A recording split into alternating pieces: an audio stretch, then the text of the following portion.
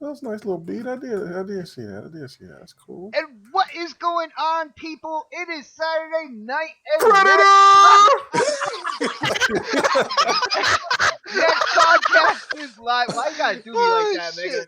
Oh man, guys, as It's you okay. can hear, Just tell 'em that. yo, we have had a crazy kind of like everybody coming together in a hangout, talking crazy stuff. A lot of topics have hit within the community this past week. A lot of things to get into, but we can't do it without the intro. So, we have two special guests tonight. So that's where I'm going to start first. Making his debut not only on this podcast, but basically within the community of podcasts that we all know and love. I am proud to bring to you guys Hood News Media. God damn. That's a hell of an entrance. That's a hell of an intro right there. Thank you. I'm happy to be there with you guys. All the Xbox fans, I'm happy to be here. So thanks for the invite. No doubt, brother. If you didn't know it, this is a jump off point when it comes to community podcasting. A lot of people have made their debut here. I don't know if you know it, but Salty himself, the first community podcast that he was on, he was a special guest right here. So, once you guys don't call me bitch and try to slap me. Hey, we didn't make it the first 3 minutes of the show. Wow. White on white crime. Wow. Okay, guys. Yo, on that note, I'm gonna move on. This man is an outspoken member of the Basement Radio Arcade podcast. He is one of the scummiest panel members on Luca's Scumcast. For the first time on next podcast, Slow Mo. What's up, man? What's up, yo? What's up, man? Look, I'm ready to get into it, yo. It's we got some fire topics. I just came from Scumcast where we was arguing like hell, so I'm already kind of hyped up. So let's do this. Oh, nice. So you're as you can see, you're not gonna skip a beat, man. When you join the hangout, we're already off the rails, dude. Yeah, I saw. Well, it's great to have you on. It's been a long time coming too. I know we've talked about it a couple times.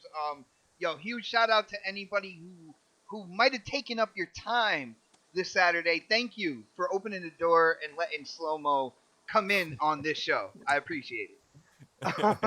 No doubt. Right. On that note, next on the list, an all-star here every Saturday. He might call himself the sixth man 6 days a week, but he is an all-star here in the starting lineup. My brother, go ahead, Mega. Predator!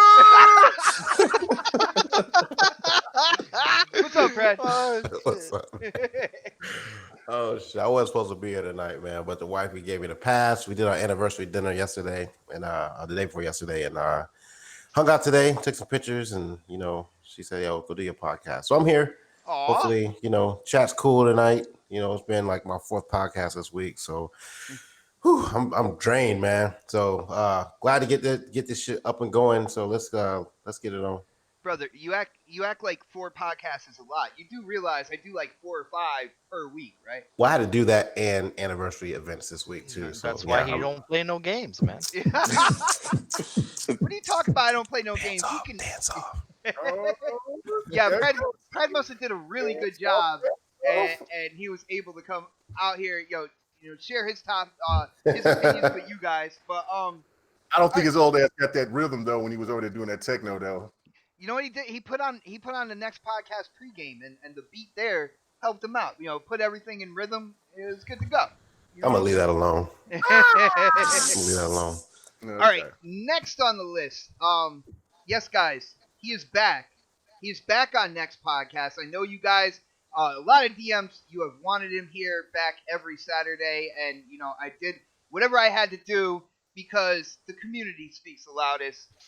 The angry otter himself, Dark Optimus. What's up, everyone? I'm back. I'm gonna try to be good tonight. I'm not gonna try to say games are trash. What game? What game will you not say is trash tonight? Try to. State of Decay. Spider-Man. Spider-Man is trash. Oh my, what? Detroit Become Human. I'm gonna I'm gonna be good tonight. You know, I'm not gonna, you know, Detroit's a pretty good I'm not gonna movie, try to, from I'm what not I gonna heard. try to, you know, stir some shit up on Twitter. You know, Alright. and stuff I like won't do that either. But yeah, Spider-Man is trash. You little Anyway, bitch. Little bitch. oh shit! Oh, what, really? Oh no! Like my that's my red carpet right there. He you brought know? it back, man. I did not even know that was gonna come back. He brought it back, Dark. Thanks, Mega. I Nice. appreciate it, brother. And speaking of, next on the list, coming live from the 405, and you know, he's just trying to talk to the intelligent gamers out there. My brother, K Mega. What's up? What's up? What's up? Hey, I'm just going to say this for all my people of color out there that listens to the next podcast. We have to relax and keep calm. Remember to keep your hands near your phone for 911. It is going down. White or white crime is at an all-time I knew you were high. gonna say that, man. And it I is, know, that's why I was laughing. yeah, and it's about. So White or me white with the people of color coming on the show, and well, I don't know what slow mo. I don't know what nationality he is, but regardless, I think there's more Caucasians here on the show. I'm a little nervous tonight after listening to Crossfire. Hey, white lives matter. Woo! Oh! So I'm just saying. We might have some YouTube drive-bys, but you know what? That's all right. I'm here. I feel comfortable in my little space in the suburbs, but you know, we good. So let's get to it, man. It's gonna be a great show, man. K Mega, I am a black man. You see the hand, the logo, the darkness on the dark side of the back? Yeah, I'm a black man. I'm a black man. Okay. I'm safe now. You know what I'm saying? Because I mean, Otter could go off at any moment, though. I've heard, Oh, shit. you know what I'm saying? So Like, that was No, the you're first- the hand. You're not the face. You slap white. Exactly. I do the slapping. I don't get slapped. I do the slapping. I get slapped. I get that. I wasn't get gonna that. say That's pretty anything, but cool. I just pointed that out. I had no idea what the hell was going on, but because of that, I'm glad the guest coming on. Glad to be back. A big shout out to my cousin Jordana for getting married. A little bit of it. She got married to a African person from Africa. Africa. I think that's where an African person comes Well, from. I'm just saying. But it kind of looked. My family was there, and his family was there, and it kind of looked like Wakanda Forever because the way that they were dressed and all the things that was going on was pretty cool, Bro, though. we said that you missed a show last week because it was an open bar, and we all know you're not going to turn down an open bar. Oh no! Which one? Salad or No. drinking? Dude, Okay. we can just go into past GRDs. You know you like pasta and salad. Turn man. down Oh, stealing yeah. people's avatars Yeah, as well. He's oh. not gonna turn that down. Oh, being messy. Already, guys. How Big man, shout we've been out to on Jay- for Jay not even Dub 10 for minutes hooking me up, already. man. Yo. Yeah. Well, yo, guys, before we get into the topics, huge shout out to the chat. Thank you guys for coming in early and checking this out. Guys, you know what to do. Slap that thumbs up button. Share this out on social media. Let people know that we are live right now. Let's see how many people we can get in on this chat. And I have a feeling it's going to go places, man. I have a feeling we're in for a crazy show tonight. And since that's the case, I was going to do... Bob. What up? What the gameplay at? I'm switching it over now. This is a brand new. This is the intros section, and I'm going to switch it over right now to the gameplay. And I think you're saying that because you want to see your winner gameplay, right? No, it wasn't that. I was so used to seeing it, and I see all the chat scrolling. So, what I did is I put the chat up for like when a we little do smoke coming intros. in there. Okay. Sometimes our intros go a little long. I wanted something different to look at. You know, This game is amazing. What game is that? I'm always stepping man. it up. The game that's better than Destiny. That game. See what I That must be Division 2. That must be Division 2. If you Shots said fired. that. 210 hours in Division 2, by the way. I think I'm gonna bring that. What's your gamer score, man? 509. I said gamer score, gear score. I mean, 509. 509. Awesome. Yeah, I have 3 characters now. I got my main is at 502. I got my second one's on World Tier 2, and then my third one I just kind of like with people who just start the game. They don't want me This to is just no longer power Xbox level them. show. So Yeah, I'm listening to They this. can start All right. talking my gear. Guys, So, yeah, hey, Division 2 guys, do you mind if we get into I don't know. My bad. Nah, My bad. You know, what? like I gotta listen to I see motherfuckers talk Division Destiny and I just Halo start for talking fucking about years. Division and gear scores fucking and brands and Division 2 guy stuff. So here. my bad. Yeah, fuck I apologize. Please continue. All right. Well, since I have a feeling this is gonna be a crazy show, I was gonna do kind of like a warm up topic, but Nope. let's get into it. Inside Xbox came out, and Trash. oh my goodness, he's like trash. Next. Well, this show has been like heavily scrutinized ever since it came out. All right, and I know Predator has his opinion, but we have special guests here, so we're gonna go to them first. And let's shake the nerves. We're gonna go to Hood News Media. Oh First, man, you're gonna go with me yeah, first, huh? yeah, gotta go with you first, man. And before you know it, by the end of the show, you're gonna be comfortable like you did this 100 times already. All right. Okay, well, I'm just let y'all know I'm one of the ones that actually like Inside Xbox. At least when it first started, when it was real out of this world, just basically stupid.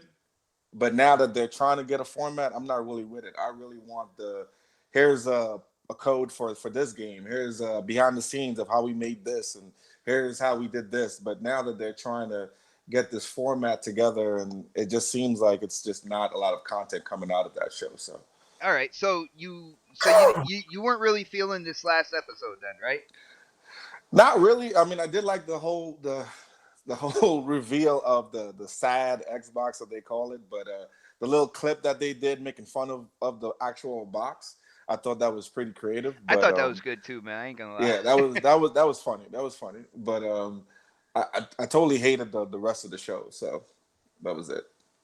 All right. So ever since they started like trimming down the time, trying to create kind of like a format for that, you're like, nah, hell no. Go back to when it was kind of like Wild Territory, handing out codes here and there. And Yeah, I show. kind of want, when you go to the movies and you kind of see like the trailers and the behind the scenes of this movie's coming out and this is how they made this and we use some bongos to make that and all this weird stuff that gamers don't really care about, but someone like me that really wants to see the ins and outs of how you make a game and what's really that it takes to make audio and different things. I kind of like that. It's called Inside Xbox for a reason, right? So I want the inside behind everything. But when they start going away from that and they start just showing you trailers and clips, I'm like, I could see that on the weekly stuff that they do already. Like, I want something where I can't find from anywhere else. So, All right, that's interesting, and I definitely I'm actually glad I went to you first because I feel like within the community the reaction has gone a general kind of like same direction. So hearing a difference of opinion, man, I can dig it. Uh, yo, slow mo, dude, did you check out Inside Xbox? First off, what do you think about Inside Xbox like from the start until now? Was this a show that you were getting into, looking forward to checking out, or is this a show that right off the bat you're like, this is trash. I ain't dealing with it. Look, in general, I think Inside Xbox is a great idea. I think we're in the internet age, and you should be engaging with your community, and more than just conferences, E3, VGAs, Comic Con, whatever. Like you should be engaging with your community a lot more than what we get from these platform holders already. But I think the way they do Inside Xbox, I think the implementation, the execution of it is terrible. Uh, it's a lot of information that I don't really particularly either I already know it or I just don't care about what they're talking about.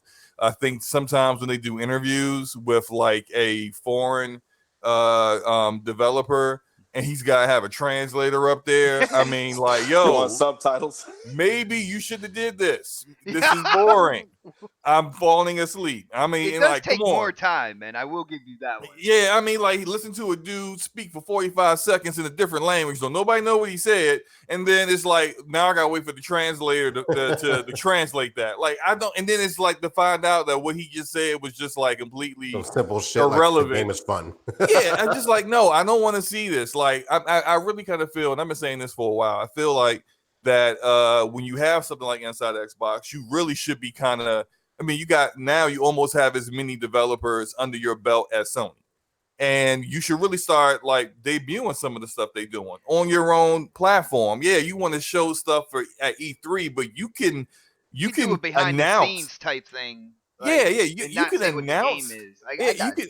I mean, I want to go even further than that. Announce games on Inside Xbox. Let's go that far. Like, do that. Because right now, like the general perception of Xbox is you ain't got games. Well, then if you feel you got games, show the damn games already. I mean, I don't know how far we don't want to curse, and I don't want to. Nah, you be you, man. That's what the show's There's about. also many little bitches in here. Like, show the motherfucking games already. There we go. That's how I feel, right? I'm talking about. So like, and then Well, we're not monetizing this week. Yeah. No, you can still monetize. I monetize. I got LiveWire, so I can still do it. You said True. please You say mean beat me, Donald so I did what I did. My bad. Should I get a bulletproof vest? I'm sorry. You might need to. He said that with emphasis. Yeah. This is what I'm saying. This is what I'm saying. Like, because we know Bleeding Edge is the project name for Ninja Theory's new game. Why not reveal that game on Inside Xbox? You're gonna get like a full week Bleeding Edge of is also everyone talking about that game instead of revealing it. Thing, man. Yeah, but instead of revealing at E3, where it's going to be competing with your other games, competing with the multiplats, competing with your other platform holders for attention. They should actually just focus on the double A's for those shows because they need more exposure, right? Now they just created a whole separate show just for the double A's where they could just use Inside Xbox. Or if you're going to use Inside Xbox, why not have it quarterly instead of monthly? So you can have more content, right? Yeah. Well, that was the last one. What is the other show? The ID at Oh, Xbox yeah, show? ID at Xbox. Yeah. I thought that was a one-time thing for PAX. That was more than that, or GDC or whatever it was. I don't know. They didn't say like it was a one-time only affair, but I don't see a schedule for it. But this Inside Xbox was the last one before E3, so we're gonna be going all next month without one. So I was looking forward to seeing what they had because it was the last one before E3. So I was looking for maybe some more like teasing of games and stuff like that, which I don't think we got a lot of. My opinion, but Yeah. I don't know. Yo, Pred, what do you think, man? I know. Go ahead and say it, dude. You're gonna say it. I'm not gonna call this last episode complete trash. I think the show as a whole has been trash, but this last show wasn't bad.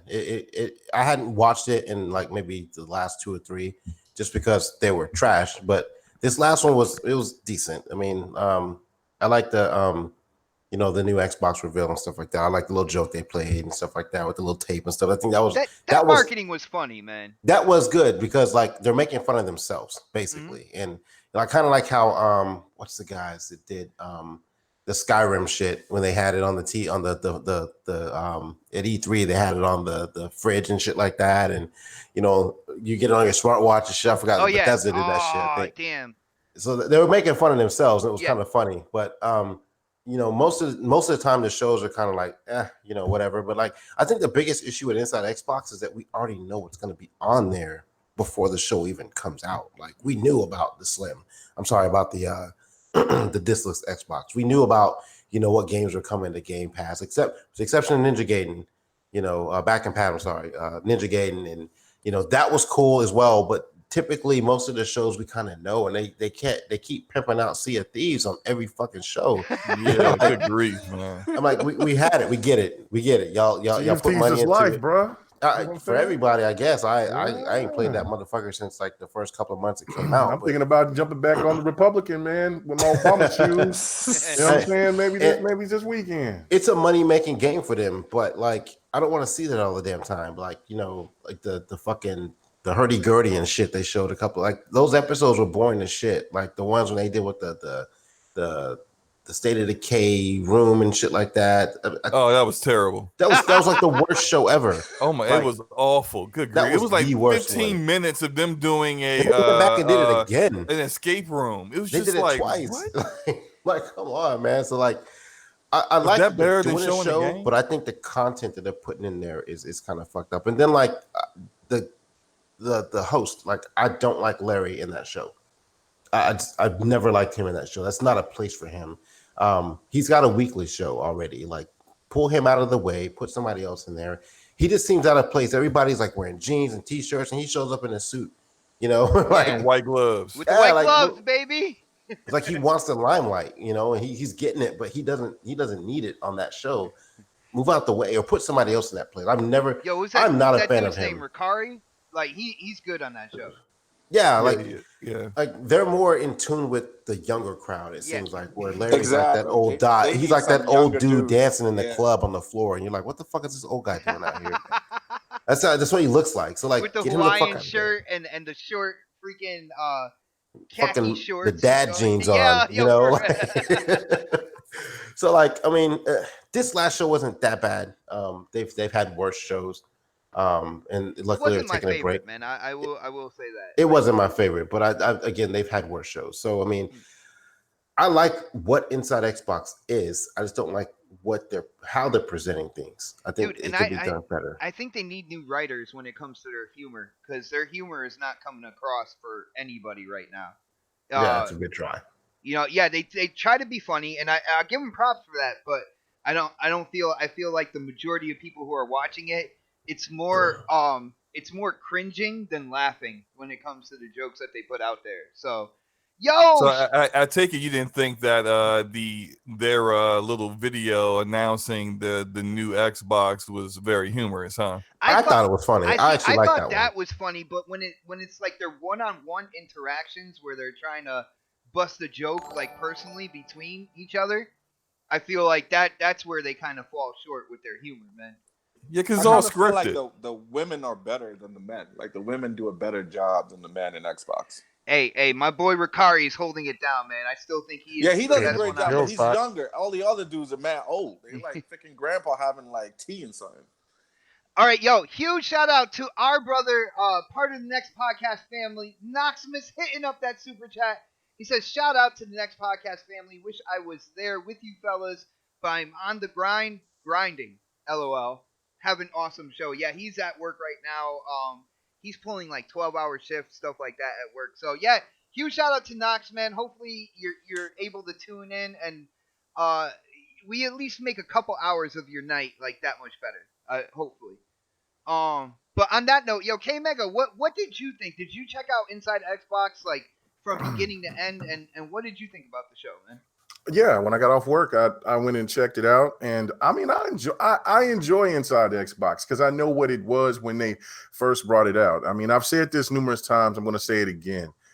When they weren't showing anything, everybody was complaining. They were bitching. They wanted something. They wanted something to represent Xbox, show us something. And they brought Inside Xbox. And right then I knew that it was going to be in that realm between G4, not as good as G4, but you know, in game trailers. And it's right in there, it's a tweener. And yeah, the worst episode was definitely the episode itself was okay. But the cringeworthy stuff is when they did the thing that Predator was talking about, where they were doing the walk. I think they were doing the reveal of State of Decay and all that, and they did that, and it just went way too long. That was horrible. But other than that, like, I mean, I just take it for what it is. I enjoy the information. I do like the interactions of when they when they interview devs and when they show trailers and they show stuff that hasn't been shown yet, because we haven't seen anything from Rage 2. And look, and this is the thing that as YouTubers and people that's always trying to find the new scoop or the buzz or the leak, is that we get this stuff first. But if we weren't, like, I just go back to back to the 360 and PlayStation 3 days, I didn't really pay attention to anything else except for what was shown to me from IGN or from game trailers or from G4. So there's a lot of people out there that didn't know about the discless Xbox or for whatever else that they showed or for what's back compat. But we already do it because we're always in the know. We're always trying to find the new scoop to go and talk about. So I think if we step out of the box and think about for what the people out there that don't really pay attention to the social media aspect of it, they don't know what's going on. So I think the show is good for that, for especially if they're Xbox fans or just gaming fans in general. Again, I think the show does that. I do not want. I have to disagree with Slow Mo. I think that was Slow Mo that was the one that was saying that he would want them to show game reveals, like show the new game from Ninja Theory. You know what they'll do? There'll already be something to be said from people that just like to bitch and complain that when they show it again at E3, oh, we already seen that, been there, done that. Where's the new games? So I think that that's what E3 is there for, is to showcase what they have new. And I understand that some people may feel that it's not good enough or whatever, and we'll see what's going to happen this year. But I don't want Inside Xbox to just start throwing reveal, and then we get to E3 and then it's already died down. You know what I'm saying? I mean, that's what killed the E3 in 2016, 2017, I believe, with all those leaks that came out, and most of them were true. So, Mega, when it comes down to it, and talking about like game reveals, I definitely agree with you. I don't think they should be revealed, but like say Ninja Theory being, under the Xbox umbrella, go to the studio, talk to them about certain things that they're working on. Put little teasers on the computer screens in the background, give people kind of like stuff to look at and to rewatch the show and stuff. That's where I think they can do a bit more. You know what I'm saying? Talk to the people at Ninja Theory, visit their studio, have different like quick little interviews with them, but have them put little Easter eggs and stuff like that in the background that is going to make people kind of like rewatch the show. Check that, did you see what was going on that screen? Because I know they did that. Halo 5, when they were visiting like 343 and they were doing like 343 interviews and stuff, people were dissecting the crap out of everything in the background just to get an idea of, what they're doing with Halo 5. If they do more creative stuff like that, I think that would be good for them. I think they will. But the reason why they haven't really done that is because they really didn't have anything to show for the last couple of years other than just for the games that they had. I mean, because if you remember, they kind of was doing they were doing the thing with Forza and with State of Decay. They showed a State of Decay a lot earlier than when they were showing when they did it, the reveal or the extra exclusive gameplay for Inside Xbox for it.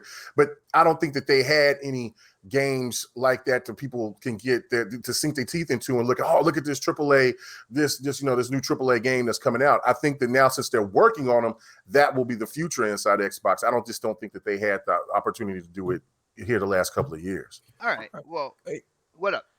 I mean, I got a couple things, Mega. So like, first thing you said was we were talking about like kind of the casual audience, right? Like that Inside Xbox is good informative information for them. And I agree with that. I agree. It is good information for the kind of gamer who isn't like on top of everything like everyone on this panel, like probably a lot of people in the chat as well. But also think about the casual game. Does a casual gamer even know Inside Xbox exists? Yeah, I mean, I'm sure that they advertise it on the dashboard. Right, they advertise it on the dashboard. I mean, they show it in different entities or whatever. It's just no different than what PlayStation did with their show. I'm sure that the people that's not in the know on the PlayStation end, they tuned in and see it. And everybody watches YouTube for something, and usually you'll see something that's recommended for you. Hey, PlayStation had this, Xbox had this, this YouTuber showed this or whatever. So I think that they will get the chance to see it. I just say that if we start trying to show everything for the hardcore, which I know that may not sound user friendly or gamer friendly for the hardcore audience, but if they just make it all hardcore, then I think that they'll turn off some of the casual audience because they might want to see something a little bit different than what I understand why PlayStation and Xbox is doing what they're doing. And also the whole politically correct shit. I understand about the jokes and all that. Like it is cheesy sometimes to, okay. I mean, I love the whole discless Xbox thing. I thought that was really funny. But yeah, the other times when they're trying to hit and miss, it's cheesy. But they, when it comes to gaming, we kind of want things a little raunchy, a little bit more raw. And they can't do that. That's just not the corporate way of how these companies can do things without somebody bitching and complaining about it. So I mean, we just got to take the good with the bad with it, in my opinion. Yeah. I mean, I don't know if enough casuals actually watch it. Like, I mean, you guys say this on the dashboard for the Xbox. I'm on my Xbox every single day. I've never noticed it. Maybe because I'm just too busy like looking for my game or whatever Maybe I'm going to play that day. Maybe because you are hardcore and you don't look at the dashboard the way a casual would, man. Look, I will. We will have to agree to disagree on that. But and you can get your information off of Twitter and everything else. Like, we already know when it's coming out, and we already pay attention to it. Like, when I used to catch different shows, when I wasn't like all deep into the social media aspect of this stuff, I would just one day, like Saturday, when I had some time off, I would go and I'd be looking at stuff on YouTube or whatever, or going through just Xbox, and then I would just stumble upon it. And then once I stumbled upon it on the 360, then I could go back and I could check it out, and I run into it, and I'm like, oh, and then once you hit it, then it always recycled right there to where you could go back and you could see it. Same with PlayStation. So I mean, it's like when I jumped on PlayStation Home, which was kind of creepy. I would jump on there and I would just like, all right, I'm going to go in here. And then I go into PlayStation Home. Once I did that a couple of times, then it always popped up on my PlayStation 3 that, hey, like, you know, that information would pop up about PlayStation Home. I think it's just, you want to look like a creepy snowman? Go to PlayStation Home. Man, I thought it was so cool because I was like, oh man, I can interact with gamers and stuff and all this and that. But man, when you start talking to some of these people, man, some of the weird shit that they would say, I had to get the hell out of there. Man. Right, but also, let me. I want to clarify what I was saying before about you like said showing it's trash. games That's early. basically what you said. Like, I did say it was trash, but also let me clarify what I'm saying about like showing games early, not just showing games at E3. I think it should be like an organic process, and what I mean by that is like when the game is ready to be shown, instead of like, hey guys, like, and this is Xbox talking to all their devs, hey, make sure you're ready, your game is ready to go in June so we can show it at E3. Instead, no, take your time. And when you have a nice vertical slice to show, when you've got all the I's dotted, all the T's crossed, whatever, we'll show it at Inside Xbox when you're ready to show it. And so then you can have like your very, very best reveal. And I also think just in general, games that are not shown at E3 get more attention or are seen more in the gaming community in general than games that are shown at E3, because you're just competing with so many different games. Cyberpunk is going to be at E3. Halo Infinite, Gears 5. Your game is competing with all these different games, multiplats. It's just like, instead of having it like, hey, you know what? That new Ninja Theory game looked really good. And then you completely forgot about it 15 minutes later because you're watching something else. Instead of that, show it at Inside Xbox and let it be. Slow-mo, I would agree with you on most instances when it comes to that. But I think we can all agree this is a different year. With Sony not being at E3, with a lot of people are like, yo, you know, Xbox got to blow the top off the dome and everything like that. Like, pop the cherry. You can see them like setting up to have that show where they're gonna show the newer titles as well as the multi-plats, as well as Halo Infinite. But a lot of people are expecting them to have a show like no other, like going all out. They're you know, one of their main competitors isn't there, so I feel like, you know, maybe after this year, but I think this year there's too many expectations for Xbox at E3 with Sony not being there. Can we agree on that? Yeah, no, I mean, I totally agree. Yeah, listen, I'm not. I don't disagree fully with Slow-Mo on everything. I just look at it as like the hardcore always want things to be pointed out for them, and it's and really, in retrospect, we have to look at it from a standpoint of where everybody is included into it. And then, like, you know, we want things to be this way. We got things to be that way. These shows are what it is. I do agree with the point to where they should show more indies and more different things. But then again, you'll have the hardcore bitch that complain about that. Where is this? Where's the AAAs? Where's this? Nobody is going to be happy. Even when Sony did their thing, I didn't think it was that great, but I didn't think it was horrible like some people were saying. I mean, it was just basically just showing a lot of trailers, showing what was coming on. You know, for people out there that's heavy into the VR. Decent. It was just mad short. Like, yeah, it was mad short. Like, it was focused on VR, and VR is definitely not the hardcore. It's for the people who likes for the 4 million people Yo, who Mega, likes you see this gameplay going on right now, right? yeah, the 3 to 4 million that likes VR. So I They mean, can't they get up cater that. to them. So I mean, because they want more people to get by VRs. So I think what these companies are trying to do is just trying to solidify and make it an all around deal to where everybody can feel included into it. And E3 for Xbox and for Nintendo and for all the rest of the companies out there that's going to be there it's going to be different. And also, let me also include that when you are there at E3, and I'm not trying to say that to be cocky or nothing. He's like, I'm going, no, there. I'm just saying it's a whole different animal. For when you were saying that, from when you watching it, and then you might look at the next game or something like that. I totally understand what you were saying on that. But when you out there, when you remember that game, like it was Jump Force that caught my attention, caught a lot of people's attention. I went to the show floor. That was one of the first games that I had to go get my hands on and play, and that and Soul Calibur 6. So I mean, and those games I had to jump on them and get on them and stand in line. Yo, and Mega's choice of games right there show you how he thinks about video games, man. He had to go play Jump Force and Soul Calibur. You damn right. I rest my case, people. Yeah, he likes playing trash fighter games. Oh! yeah. Oh wait, I'm sorry. I can't say trash. I'm sorry. I mean, you can't say anything because you don't got them to get your ass whooped. Fighting games. Well, Dark, I'm glad you chimed in because we're gonna go a little bit deeper now, and we're gonna talk about the Xbox One S all digital, otherwise known as the Sade edition. Yes. Wow. The Sade. It's the sad edition. It's the Sade edition. But so they. Oh, I got a new subscriber. Yo, thank you. Yeah, I was like, yo, I got Snoop all Dogg that in silence my ear. just for a new subscriber. Yeah, Come on, let's go. I forgot I had Snoop Dogg in my ear, but yeah, so the all digital edition, they finally came out. You know, they had the marketing where they're like, "Oh, what are we gonna do?" They're putting tape over the disc drive, all that good stuff, which I thought was funny. But the price point itself, in my opinion, is also a very funny thing, coming in at $250.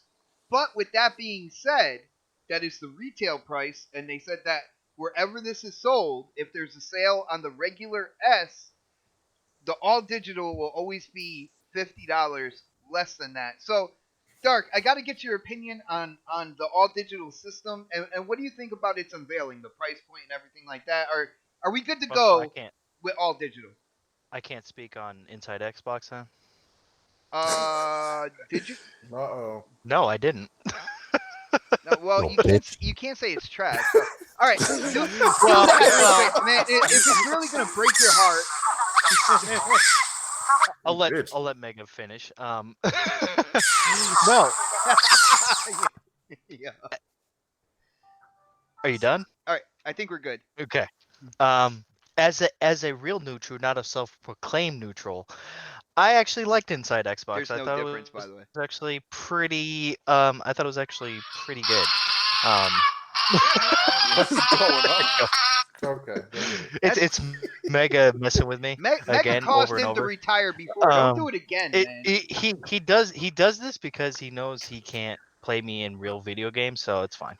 Oh, you play as single player games. How the hell am I supposed to play you in anything single player? That's the trap, man. That's the trap. Your ass is over here hyping up Days Gone. It's got a damn single player, a single player horde mode. What the fuck are you talking about? Why you getting all mad for, bro? Look, crap I'm already not went getting mad. savage. I'm not getting mad. I'm not getting mad. I'm just like, man, come on, bro. Sounds like somebody salty in here, man. Anyways, so bitch. Inside Xbox. I actually, I enjoyed Inside Xbox. I thought it was actually pretty good. I mean, they showed off Rage 2 gameplay. I thought that was awesome. That was really good. They showed off the Xbox One S all digital edition. It was I thought that the commercial was a little bit cringeworthy, but that's just my opinion. I didn't like the commercial so much. I was like, what is this? What are they? I understand that they're trying to be funny. I know they have to be like that corporate type of funny where you kind of have to appeal to everybody. So it's a little bit harder to kind of market that kind of thing when you're trying to make jokes about it. But yeah, I thought the all digital edition. I don't Mm. want to say sad. I know everybody gets all upset when I say I sad. kind of like sad though. Yeah, you can say sad here, man. It's all good. It's a safe Okay. place. I'm Okay. in a safe space. Okay, Yeah. I'm in a safe space. All right. Well, the sad edition. I mean, for $250, man, I think that's a little steep. But I mean, yeah, granted, it's that's the retail price. So I mean, when it does come out in stores and stores have it on sale, the original S for like 250 and then or even 199. That means that you're going to be able to get all digital edition for 150 or 200, or whatever. So I mean, it is I think a little bit steep of a price point because I mean, for most people I feel like $50 wouldn't really differentiate them from actually getting a console, especially when you're buying something that kind of expensive. I think you're kind of like thinking to yourself, well, if I can get a if I can get one with a disk drive already in it for $50 more, I think I'm going to do that instead. At least from what I've seen from other people who I've talked to, they would rather just get the one with the disc in it if it's $50 more. So, I mean, I think they're really just kind of catering this to people who are just going all digital, who don't care about, discs or anything like that. Um, this is definitely something that I think they didn't really need. But I think they did it because they apparently took like some poll that millennials were saying that they buy all digital games and I mean that's fine and dandy, but I mean most of those kids don't buy consoles period anyways because they're in college or working in not so great of positions at their job or whatever and they can't afford it. I mean, like it's just I don't see where they're trying to market this too much to, like I don't really see it, but I mean it's definitely not for people like us, hardcore or I think it's more for Well, people who just you Dark, know just to let you know, huge shout out to Mike Ibarra. If you're listening, hit up the chat, Mike, because he likes to stay in the background and he listens to a lot of podcasts within the community. And he was listening to RDX. Shout out to my brother Dealer. And he actually joined the show, and he said that basically the all digital edition is just another option for people out there. So if right, for and some that's rhyme that's or all good. reason they want to be digital. They figured they would do this. They said it's the cheapest way to do it right now, because if you look at it, if they kind of like they reimagined the S all digital. They went in with research and development and changed kind of like the look of it and had to make its own parts and stuff like that. It would actually cost them more money than Right. just kind of taking the S and removing the optical drive. And the way he said it on RDX really kind of put it in a better perspective, in my opinion. But doesn't this console still have the eject button and Yeah, a spot for the optical drive? So I yes, mean, yes, yeah, it does. It does. I get it. I get what they were trying to do, and I mean, I get that they're giving you, 3 games.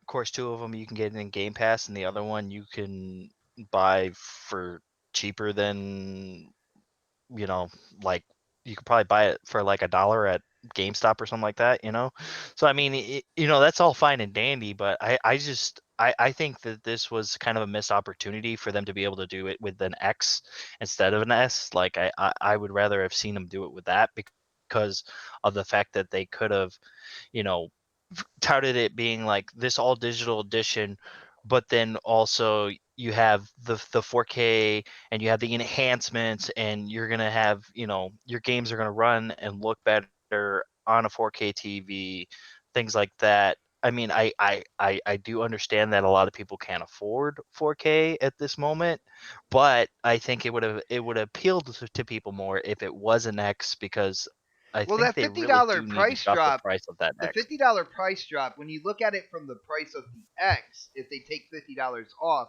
that does seem like a Yeah, better value. You know what I'm saying? With everything that you're getting, the HDR, the 4K stuff like that. So I can see where you're right. coming from with that. I think a lot of people in the community are kind of like stating the same thing. I Yo, also think our lights are flickering. oh really?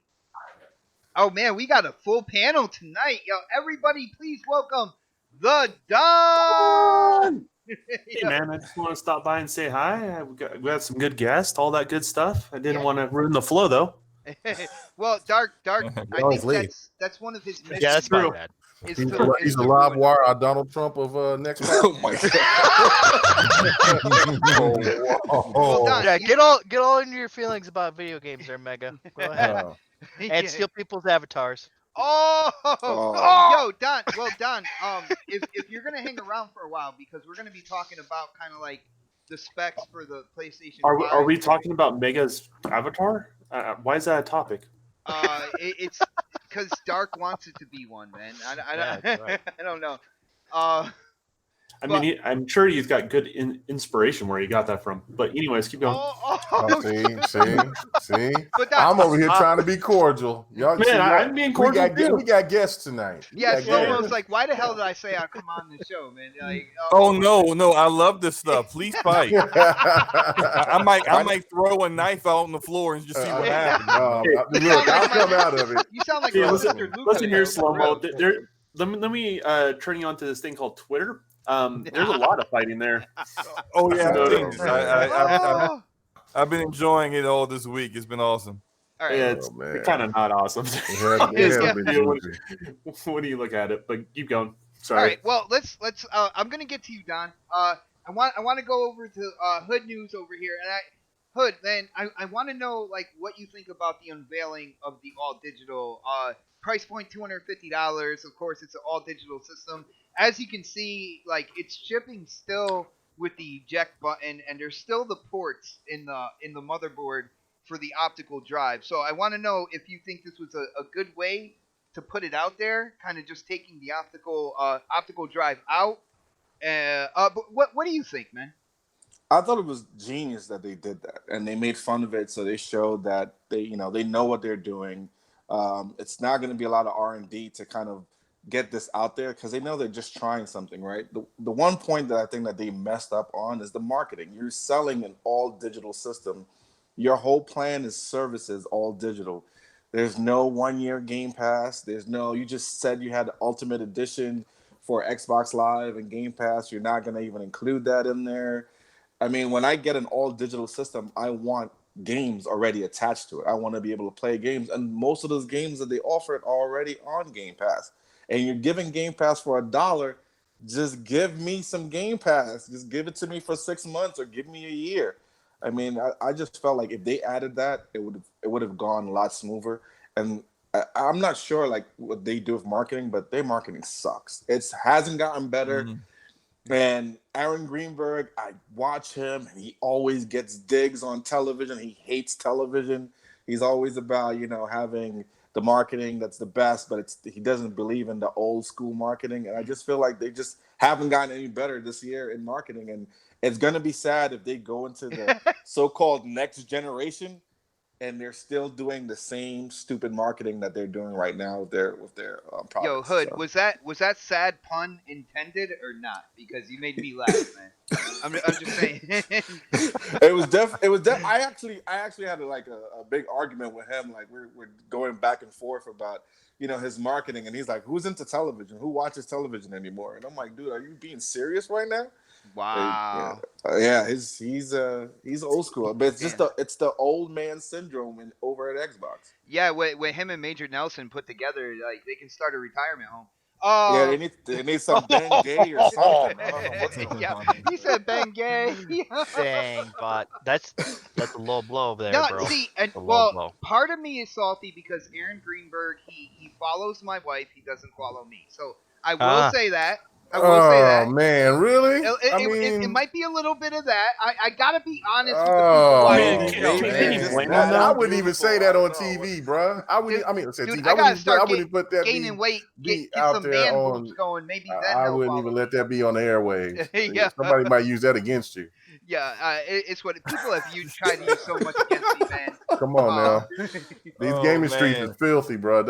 I wouldn't even have said that. Yeah, it's gonna be people yeah. talking about Yeah. Aaron being in your wife's DMs now. Well, see, now you Aaron, really pointing it out there. Now you really Aaron over putting it here out there. stalking your face and snaps and all Yo, that. check this out. Check this out. We were able to give away in one of her 24-hour charity streams an Xbox One X. All right, because of how cool he is with people with doing charities and stuff like that. He actually donated that to us. So huge shout out to Aaron for that.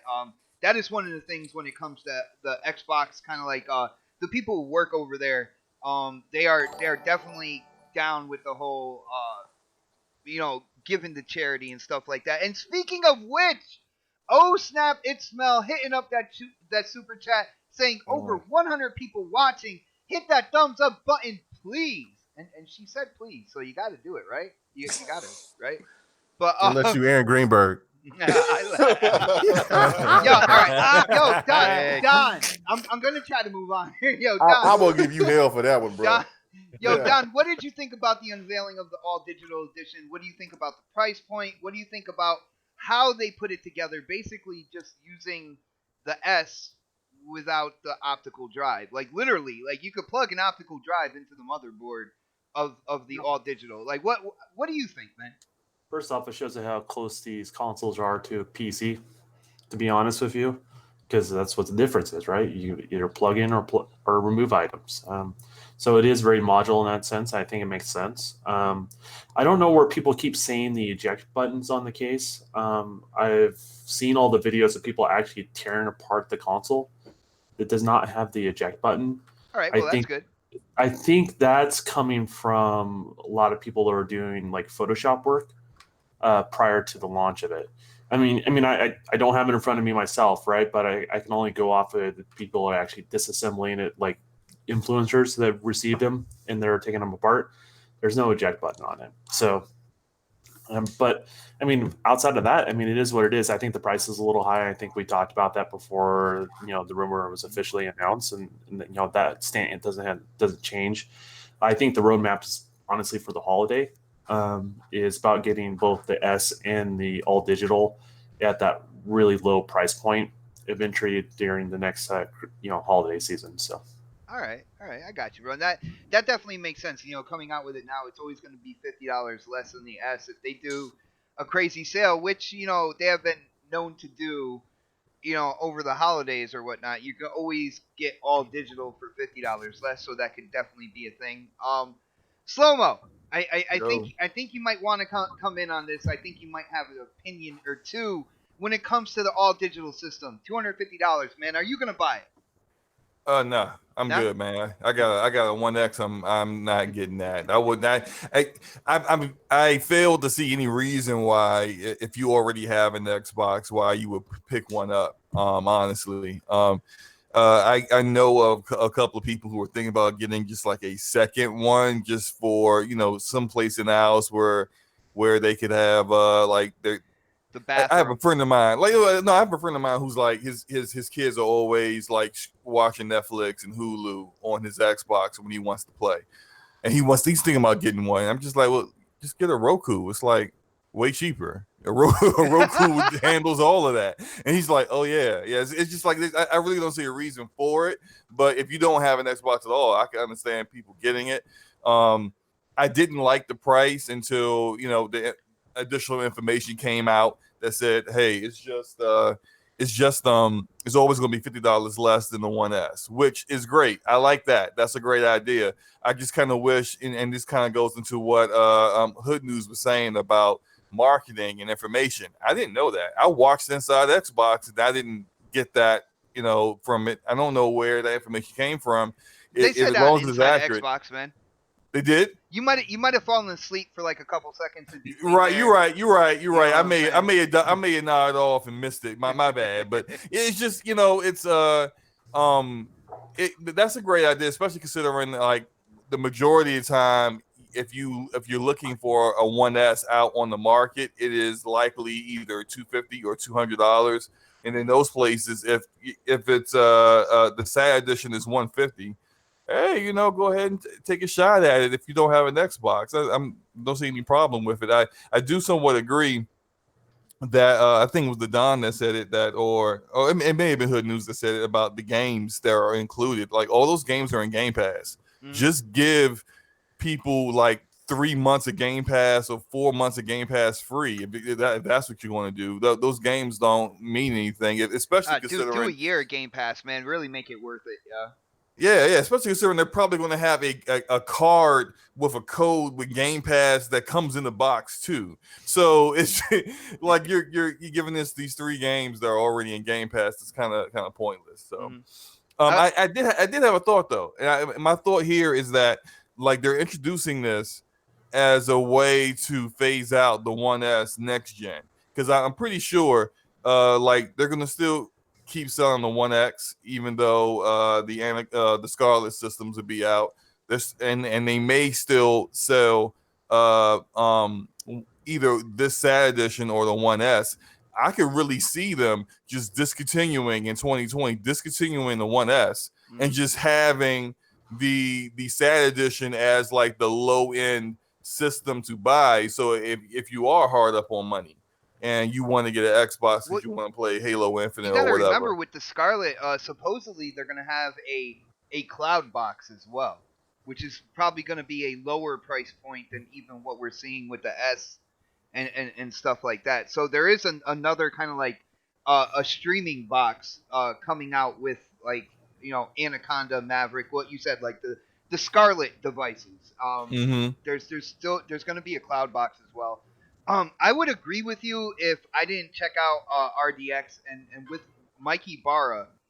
If they're doing that, it's definitely a behind closed doors kind of like discussion, because when Dealer asked him about like the next generation hardware, like one of Mikey Barra's first things was, "What's a generation?"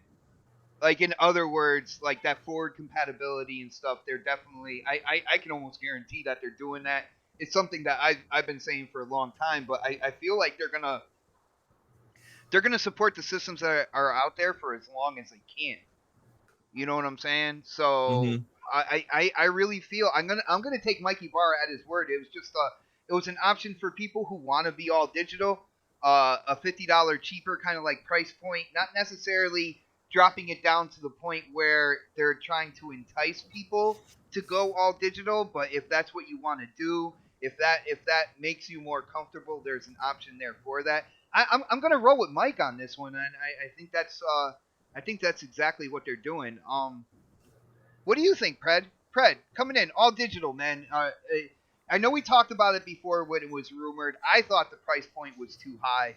Are we still in agreement with that? And what do you think about the unveiling, dude? Yeah, I think the price is too high. Like you said, we discussed this earlier, and it's not for me because I already have an X, and my daughter has a Slim in her room. So initially coming in, because she's all digital, me and her we game share and stuff like that. But coming in, like my biggest issue was like, you're giving me basically, and it's funny they did the joke thing, but basically they give me a 1S without the disk drive, and there's no change to the components of it too much. There's no. They just took out the optical and they took the plastic out before they cut the hole for the disk drive. That's what they did. Yeah, and then basically it's like it seems like I think Don was saying that like that's the cheapest way to do it. You don't have to do a lot of R&D and stuff like that. But I would have liked something more smaller and compact, and cheaper, and maybe I would have traded in her S to get something newer and fresher. But I'm losing my disk drive, and here's the thing. Like I don't like about the whole all digital thing. All right, so and this is a topic, and I'm jumping the gun with this topic, but so like Ninja Gaiden, right? Came out on back and pat. I want to find it. It's $30 in the store, right? That's the only place I can buy it digitally is a store. I go to GameStop, it's $9, $10. So like, if I have the Sade edition, I'm trying to get everybody on that. No, you got me, man.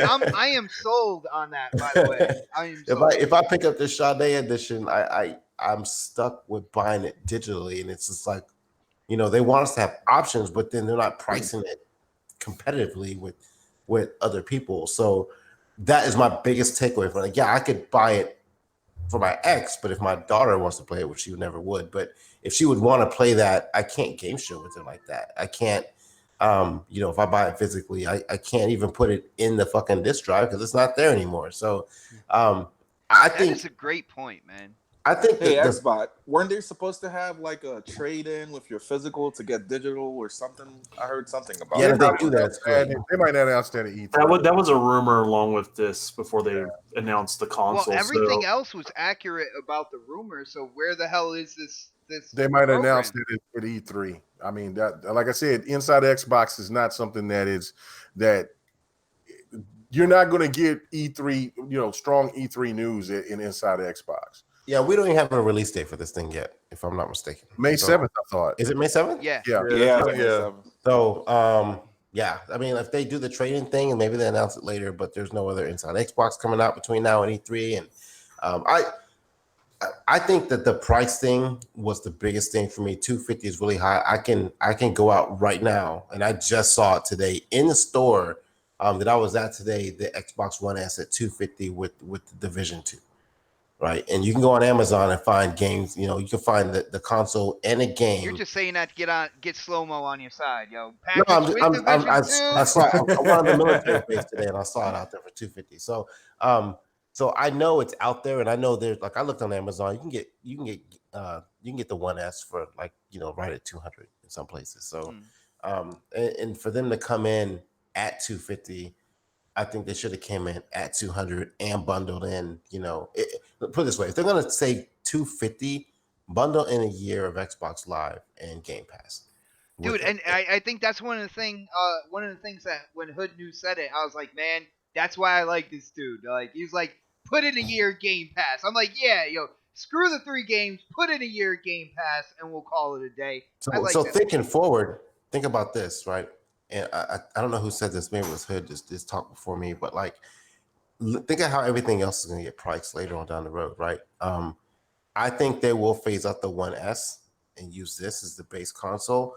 I think they should have did this with the X instead of the 1S and just phase out the 1S completely with them coming out with the Anaconda and drop the price of the X later, right before the Anaconda comes out, and or the discless version of the X. It should have left the S alone, right? It made the discless Sade fucking Xbox One X edition the main baseline Xbox, right? And maybe they will do that later on down the road. And they're trying to just kind of get rid of the inventory by just putting a piece of tape over the fucking disk drive of the 1S. Well, Maybe they'll do that later. But hey Pred, check this out. In the chat, people are talking about that kind of like bring in your physical disc kind of like program for a digital code. Both Brad Sams and Randall Thor both said that it's not happening because certain retailers like GameStop and stuff like that, they didn't get on board with it. So even though GameStop is going to be irrelevant in like 2 years, so who's this? You sure that's the case, or is it like a licensing logistics problem? I'm going by what everybody's saying in the chat right now. I have not looked into it yet. I would guess it's a licensing logistics problem because at the end of the day, they can have the disc be sent directly into Microsoft if they want to do a program like that, or a Microsoft store, or obviously it'd be limited and funneled, but they can do that. Like GameStop, like that's not stopping anything. Even Walmart. GameStop's not stopping anything. Shit.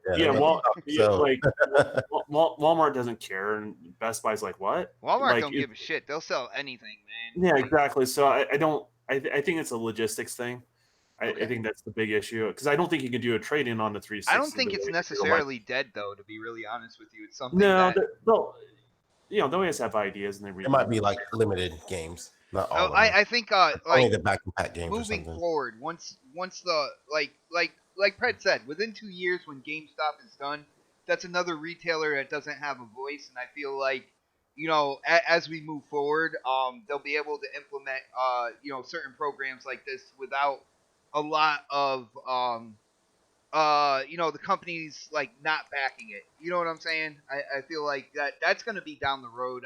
It's another case of Microsoft, because they're coming out with the all digital. They might have been going a little too far ahead at that point in time.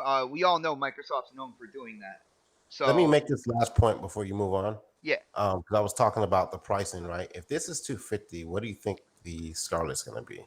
Like, right? Like, let's just think about that. If they're basing this without a disc at $250 from the jump, how much more do you think this is a like? You know, the answer If we go by what my brother Crab said in one of his videos, $700 for the Anaconda, brother.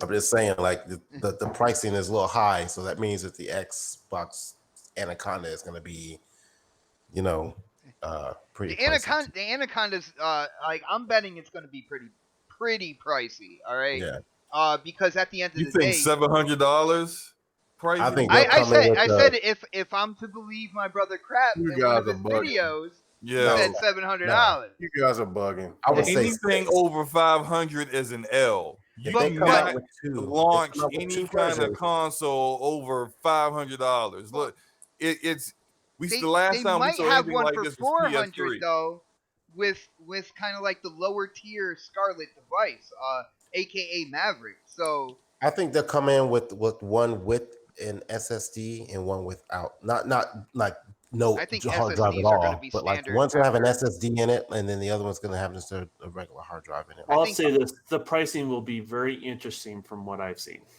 Really? Very interesting. Can you elaborate any more on that, or are you just going to leave us hanging, brother? No, I basically, so obviously I work with third-party engines in regards to this, and I was given a tech demo how basically it was just kind of like, here you go, take a look at this. These are what we think the performance profiles are going to be on the next generation hardware, and we're thinking conservatively. And I have to honestly say, it doesn't matter if you're, and I made this tweet and people start fighting obviously on Twitter, but the reality is it's really a pro thing for both PlayStation guys and Xbox guys. Like what we're going to be getting this next round, I think people are going to be happy.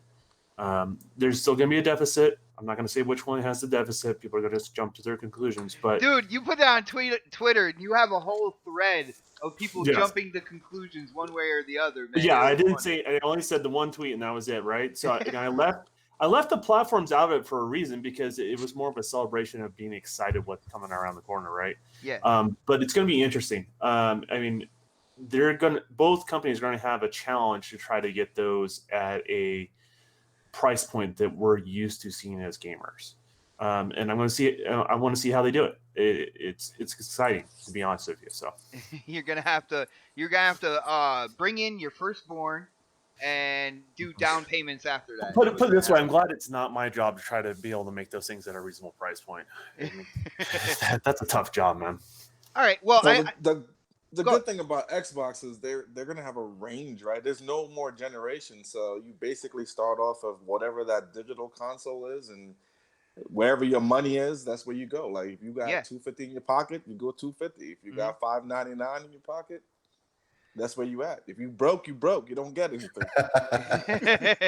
If you already have an Xbox One, and this is something a lot of people have argued with me over, is the forwards compatibility, because I think a lot of people are thinking in the more old school kind of like traditional sense, or maybe thinking strictly about console wars with hardware like sales numbers. I'm like, at the end of the day, if they're selling the games, if people are playing it on their Xbox One S, X, or they adopt it into the new hardware, as long as they're buying the games or paying for the subscription service, that means they have more money to make more games. And at the end of the day, that's like the most important thing. You know what I'm saying? And a lot of people are saying that forwards compatibility is bad because I don't think they're wrapping their head around that hardware sales number doesn't mean what it used to mean. Well, I think people think of the limitations of hardware in the sense of like the 16-bit era and the 8-bit era, and first generation or second generation 3D consoles, and what people don't understand is what we can do with our base consoles at this moment in time. And people always talk about, oh, this had a drop frame rate like edge case scenarios like you see in Digital Foundry on the base consoles, but the reality is games can be scaled dramatically. I haven't talked to a single developer in the community that doesn't think anything they're working on that can't be scaled to what we currently have in our homes today. Now, does more power offer more opportunity for them to do additional things, yeah. Actually, definitely more immersion. Like, expect more immersion. Well, I'm not expecting parity between, like, No. a game that's on Anaconda and it's still being played on even the 1X. There's still going to be differences. I don't think they're going to think about parity when it goes between those systems. They're going to take advantage of the hardware of the newer system, as well as do everything that they can with the hardware that's out now. Because I know, Don, you said we haven't even scratched the surface when it's come to these systems, man. There's a lot more we can squeeze out of them as far as that goes. I mean, obviously there's limitations. The reason why the base model Xbox and base model PlayStation don't do 4K, but that's not a limitation from game design or what the game can do. So there's a bare minimum spec where we get this weird diminishing return where now you have to start pumping a lot more power to get that much of a noticeable difference for consumers, right? And I think some consumers are just simply are not going to pick up on it.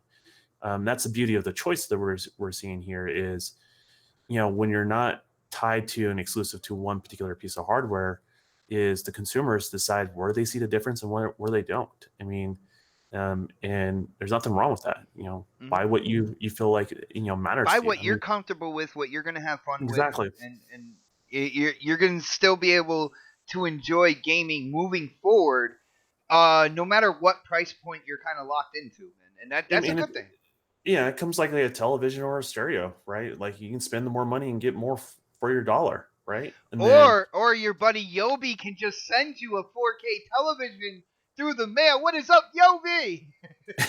I'm just saying, I am still so excited about that. Thank you. Speaking of that, Yobi, you owe me some co-op on good old Crackdown, and apparently we can play Crackdown co-op now. Oh, there we go. That's what the update was? On multiplayer. That apparently is we got lobbies? Four player? 4 player, I think, yeah. I'll have to look into it, but they tweeted out that it's going to be enabled or. It's almost like I can't believe you guys are talking about Crackdown. But I would definitely be down. I'm actually going to check after this podcast, to be honest with you. Right. Well, K Mega, I don't think we got your kind of thoughts on the all digital. Mega, I will remember you. Sometimes I will forget Dark, but Mega, I'll remember you, man. So no, I know. Dark is forgettable. Always forget me. Yeah, Dark, we love you, brother. I am so happy you're back. He may confuse you on, with man. me because of your icon, but he will not forget you. Oh boy, he's crying, ain't he, boy? Good Lord mercy. Anyway. Mega, what do you think about the all digital price point? How they're coming out with it? It's basically the S, just minus the disk drive in it, like literally down to the hardware.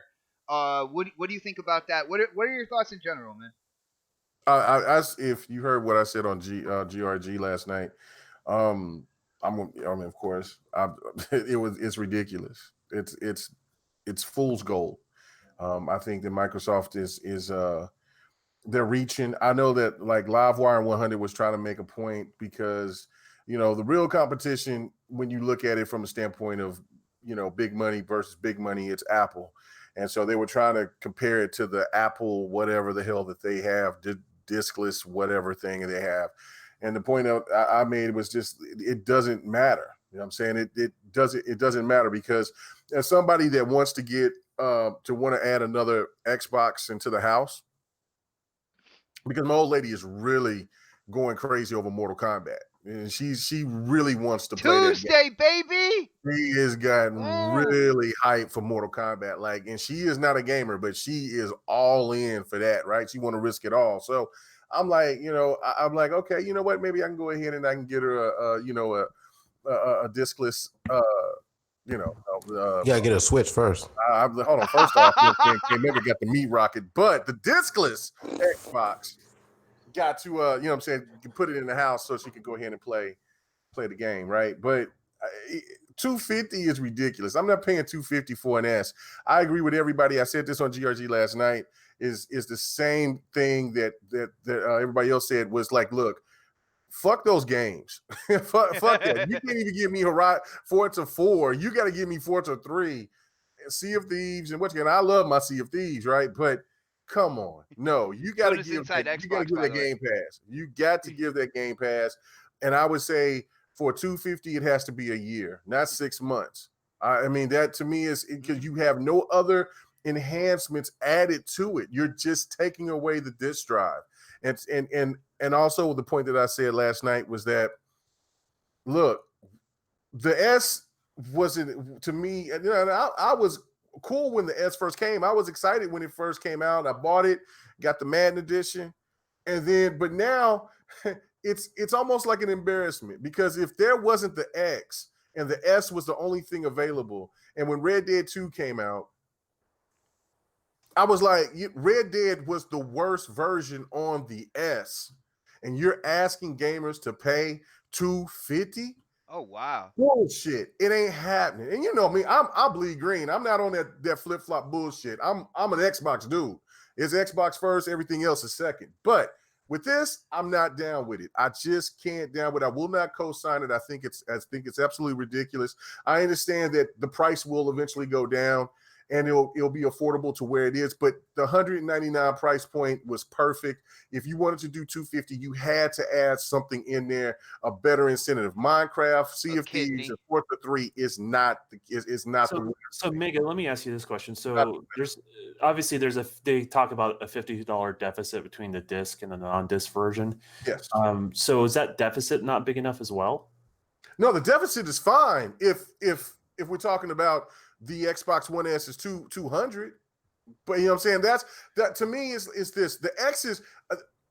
So you want them to drop the price of the a lot S? of things that I said last night. I'm repeating a lot of things I said last night. Yeah, that's fine. It's basically this: is if somebody came to me and they said, "Hey, look, I'm interested in wanting to get an Xbox. I'm looking at this Xbox, discless Xbox, and I think the Sade edition. Thank you, Brad. I'm going to start saying that. Yeah, I'm going to get the Sade edition. Starting it, Brad. It's gonna take off, man. Yeah, it's going to take off. The Sade edition, right? Because she is fine. But even at old age, yeah, she's still beautiful. Anyway, so regardless of that, she's immortal. I think. I know, man. She's in her late 50s. Damn, y'all getting moist over here. Come on, let's go. Yo, she can get it, yo. Straight up. Yeah. I mean, you may not like women, but I do. Sure.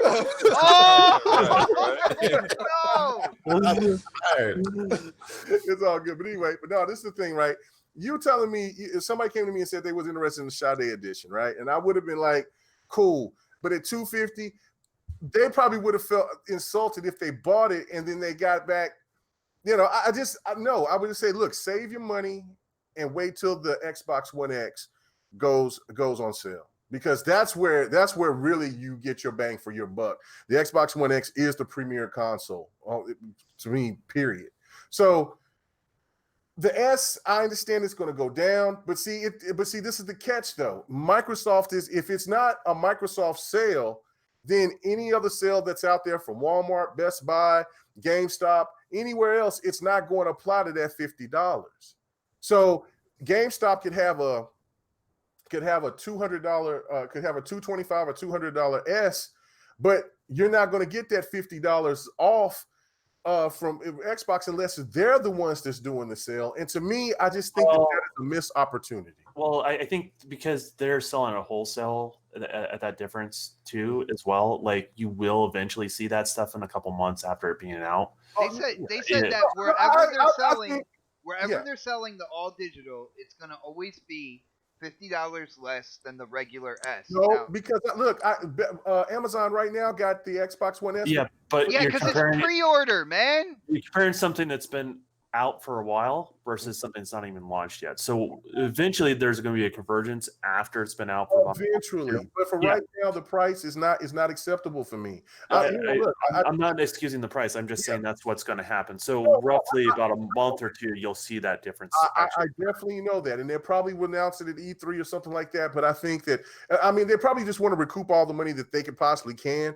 But it's right now at this point. But to me, I just look at the price, and there's really no true enhancement to it, and I just am not feeling it. I can't co-sign that.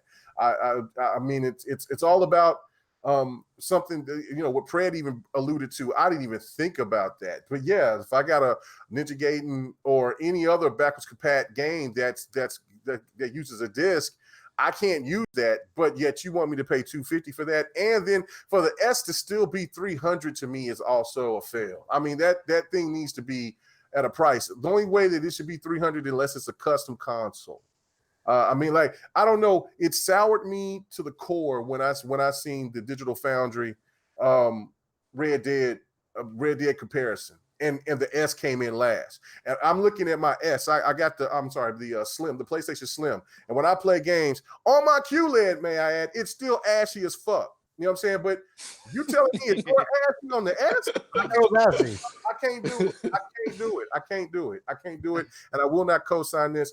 You guys know I bleed green, but this, to me, was an absolute fail. And I hope that, and well, I know that they're going to drop the price. I'm rolling with Mikey Barr. Like I said, like he came out there again, showed up on RDX and kind of clarified the situation. He did say that it's going to be $50 cheaper than the S. I think at E3, and I don't know how people are going to feel about this because the all digital comes out, early May. Basically around, mid-June, you have E3. If they do a price cut on the S moving forward, that means that there'll be a price cut on the all digital as well. Like anybody who cops it at during May, how salty are they going to be? Like a month after they're going to cut the price, man. Yeah, that's what I'm saying. Like, I mean, like I said, 100 in Live Wire was trying to give some explanation because they're trying to compete with Apple. No, fuck Apple on this aspect. You know what I'm saying? Xbox is winning in an aspect of gaming. Apple isn't. You know what I'm saying? Apple's doing other shit. You know what I'm saying? So they got to come out of whatever they're coming out of right now. Xbox has got to make sure that they have, I know they're going to have different SKUs and they're going to have everything ready for gamers here at the end of the year. But to me, it's just that the $199 price would have got people hyped. It would have had me to the point to where I'm like, you know what? I'm going to go ahead and I'm going to cop it. I'm going to go ahead and cop it. Well, of course, like we said before, you're going to be getting a Switch first, right? Before an all digital S, right? I'm just saying. I'm just saying. She loving Mortal Kombat. She's been waiting, man. I think you Jedi mind tricked her into Mortal Kombat is what happened. No. She's digging Mortal Kombat, man. Like I said, I don't know if it's the gore or whatever, but you know what I'm saying. She's been hype on it, but I just look at it from that standpoint. For somebody, I already got my ex. You know what I'm saying, and I got the fat in the closet, but. You know what I'm saying? Did you say you got the fat in the closet? Because I got the Xbox fat in the closet. I'm not gonna disrespect him with the fat. I just won't. It's Omega. Check out the DM. This is right off of Xbox's website. This is bad marketing on their part. But check it out. Oh, that's a shocker. That is bad marketing. Yo, but check it out. This is live on their website right now, directly from Xbox. Oh, geez. You guys see that? Yeah, I see it. I'm not even looking right now. I'll wait till after the show. I'm not even. We have other topics to talk about. And I just want to make one last point because of course you do, Mega. Of course. Of course. I mean, look, I let everybody else talk. Pigs and shit on Odyssey. It's what Hood said, which was absolutely right. And I've been on board about. I've been saying this as well, is that the marketing has been hit and miss. But TV at certain points matter. Not throwing it on every commercial on CSI, when your grandma's watching. That's not where you want to. That's not who you want to gravitate to. Sporting events. Yep. Hold on. There's a lot of different people that watch CSI, by the way. I know. My mom watched CSI, but my mom is not going to buy a damn Xbox. My 15-year-old loves CSI, by the way. I know. My mom loves CSI, and I forget the other one, but she likes Westerns. But I wouldn't want to see an Xbox commercial on a Western because nobody's going to buy that shit. But where sporting events is the biggest and best, like that was the thing I talked about as well, is that where PlayStation has dominated in a lot of areas, especially with the marketing, is where they put their advertising at. When the college playoffs, they had sponsored by PlayStation. I'm like, they're a Japanese fucking company over here doing American football. Are you kidding me? Where are you at, Xbox? You are American. Go and get that damn American football shit on there. You know what I'm saying? Now they do it on the NFL, which is cool, but they have no reason not to be on the NBA. They have no reason not to be showing Xbox shit on the on NBA. So if you do that on all of these sporting events, plus on big TV events like maybe the Oscars or like The View. Yeah, big TV. You can do that. The Bachelor, whatever the fuck. You know what I'm saying? Because there's still a younger audience that watch that stuff. You do that there, you can pick and choose. You don't have to put it on just everything. But TV is still not. It is dead on other areas. It's relevant still, is what you're trying to say. Yeah. But with sports, it's very relevant. Get that shit right, because Aaron Greenberg's a good dude. I know. Yo, Chris heard me. yeah, dude. That is facts. On what K Mega said, especially about sports, because people like you can say TV's irrelevant when it comes to TV shows because people DVR it and they watch it when they got the time or when they feel like it, and they always fast forward through the commercials. But when it comes to sports, live events, you're watching it live. Watch it live. That's the best commercial. Yeah, you're forced to watch the commercials because you're watching your team play or whatever, and you're not gonna wait until afterwards someone ruined what the score was. So you watch all that stuff live. It's perfect for March Madness, perfect for the NBA playoffs. Everyone watches that. NFL, of course, yeah, you need to be big and out there, and I agree. You see Sony all over that stuff. Yeah, Sony, PlayStation sponsoring this, PlayStation sponsoring that. Shit fucked me up with the PlayStation play. I mean, with the NCAA football playoffs. Oh, football playoffs? No, the football playoffs. It was sponsored by PlayStation. I said, what? Check it was on ESPN, and I mean, look, kudos to them. They did it right. But I'm just sitting here thinking, I heard they sponsored Tiger Woods' win of the Masters too. By the way, it was the win itself was sponsored by PlayStation. No, wow. Tiger Woods winning the man. I mean, look, Tiger Woods really is even though he hasn't won in 11 years, but everybody still watches golf just to see what he's going to do. So that's what I'm saying. Sporting events, it doesn't matter what sporting events it is.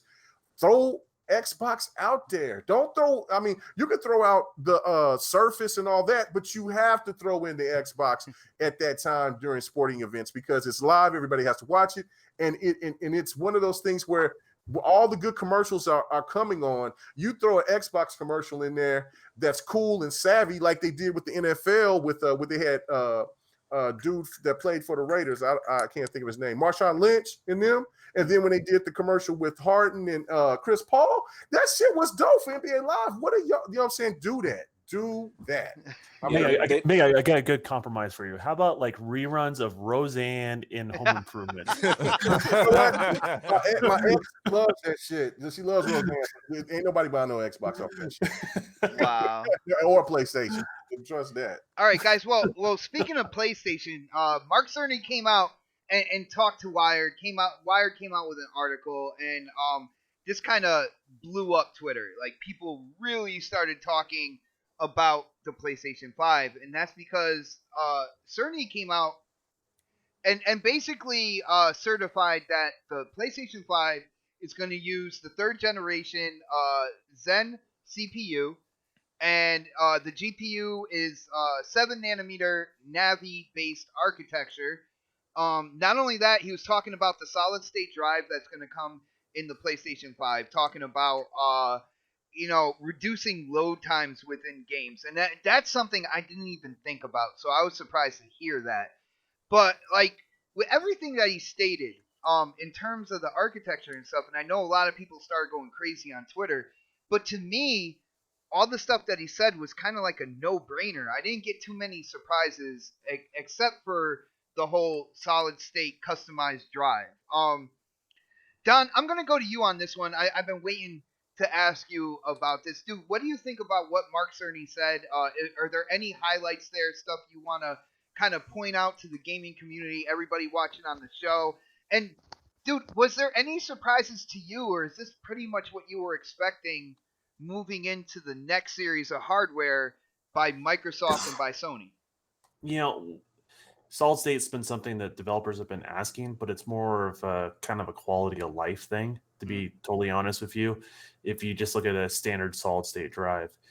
But they also have to address things, right? Like, solid state drives are expensive. There's no way around it. They have to keep the price of these consoles within a reasonable level. So the question is, are we going to compromise actual volume and space to go for a solid state? When they say custom, what do Dude, they mean by? I didn't even think about that. Like, Yeah, did he what is it? state about the size? Anybody know? Because I No, know we. he did not say anything about size. No, He didn't. he didn't mention size at all. Anything with like an actual number outside of 7 nanometer, he did not mention. So there's that. Now there's also, he says it's a custom version of a solid Yo, state drive. in the chat. So the question is, what does he actually mean by that, right?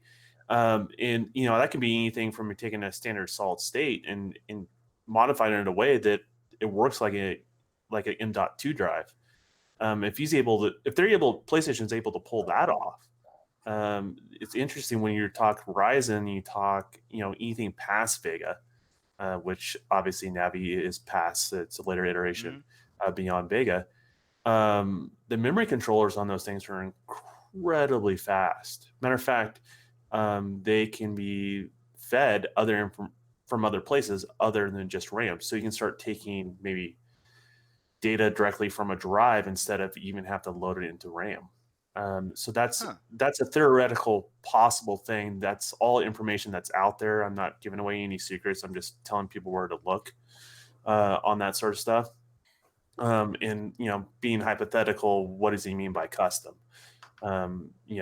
Those specifics have not been shared with me exactly what they mean by that, but my guess is, I'm guessing it's kind of like what they do with like the system on a chip when it comes in. It's a customized system on a chip. Well, the thing is, like, a standard solid state runs off of STATA. The memory throughput on that is pretty slow in comparison to something that's directly connected to the board, like how M.2 runs. M.2, yeah. Yeah. So, and let's say you get faster in M.2. So essentially, then your solid state becomes virtually a slow thing of RAM, which is not a bad thing. If you're able to take your main memory and turn it into a slow thing of RAM versus something that you have to load into RAM and then you're able to use it into a game, I mean, that kind of removes some barriers there. So it'd be interesting to see where they go with that, to be honest with you. So. All right. Well, was there anything that, like, out of what he said that surprised you? Now, I know he stated the solid state stuff is the only thing that really surprised me. He stated 8K graphics at one point in time. What do you think about that? That's most likely upscaling. Okay. All right. Yeah, so, I mean, just keeping it realistic and that goes with the next, what are you going to get from Xbox as well? Like, realistically, are you going to get 8K out of your box? Probably not. I mean, you can, but the question at what compromise, right? And that's realistic, like what we're talking about here. So I wouldn't expect that, but some sort of upscaling from the console is definitely a possibility. Is there an advantage to that? I don't really know. With the newer TVs, they're getting so fast. Yo, Christopher Hart said 8K native, dude. I know you're joking right now, man. No, you gotta I don't know, be. man. That PlayStation juice, boy. That's it. Yo, I mean, I wouldn't invest in it, and that's not talking down on it. Like, to be honest with you, like I play with graphics all day long. Hold on. This is the same guy that said that the PlayStation 4 Pro actually runs is more powerful than the X if you use half float computations. All right, this is the same guy who said that, and you're gonna believe that 8K, brother. But to be honest with you, the half to float computations, that stuff was all taken out of context from Mark Cerny as well, and people give Cerny crap for it. 8.4 T-flops, baby. Then again, people take the context completely out of order there, because what he's referring to is the way the PlayStation 4 runs as of today to run basically 4K.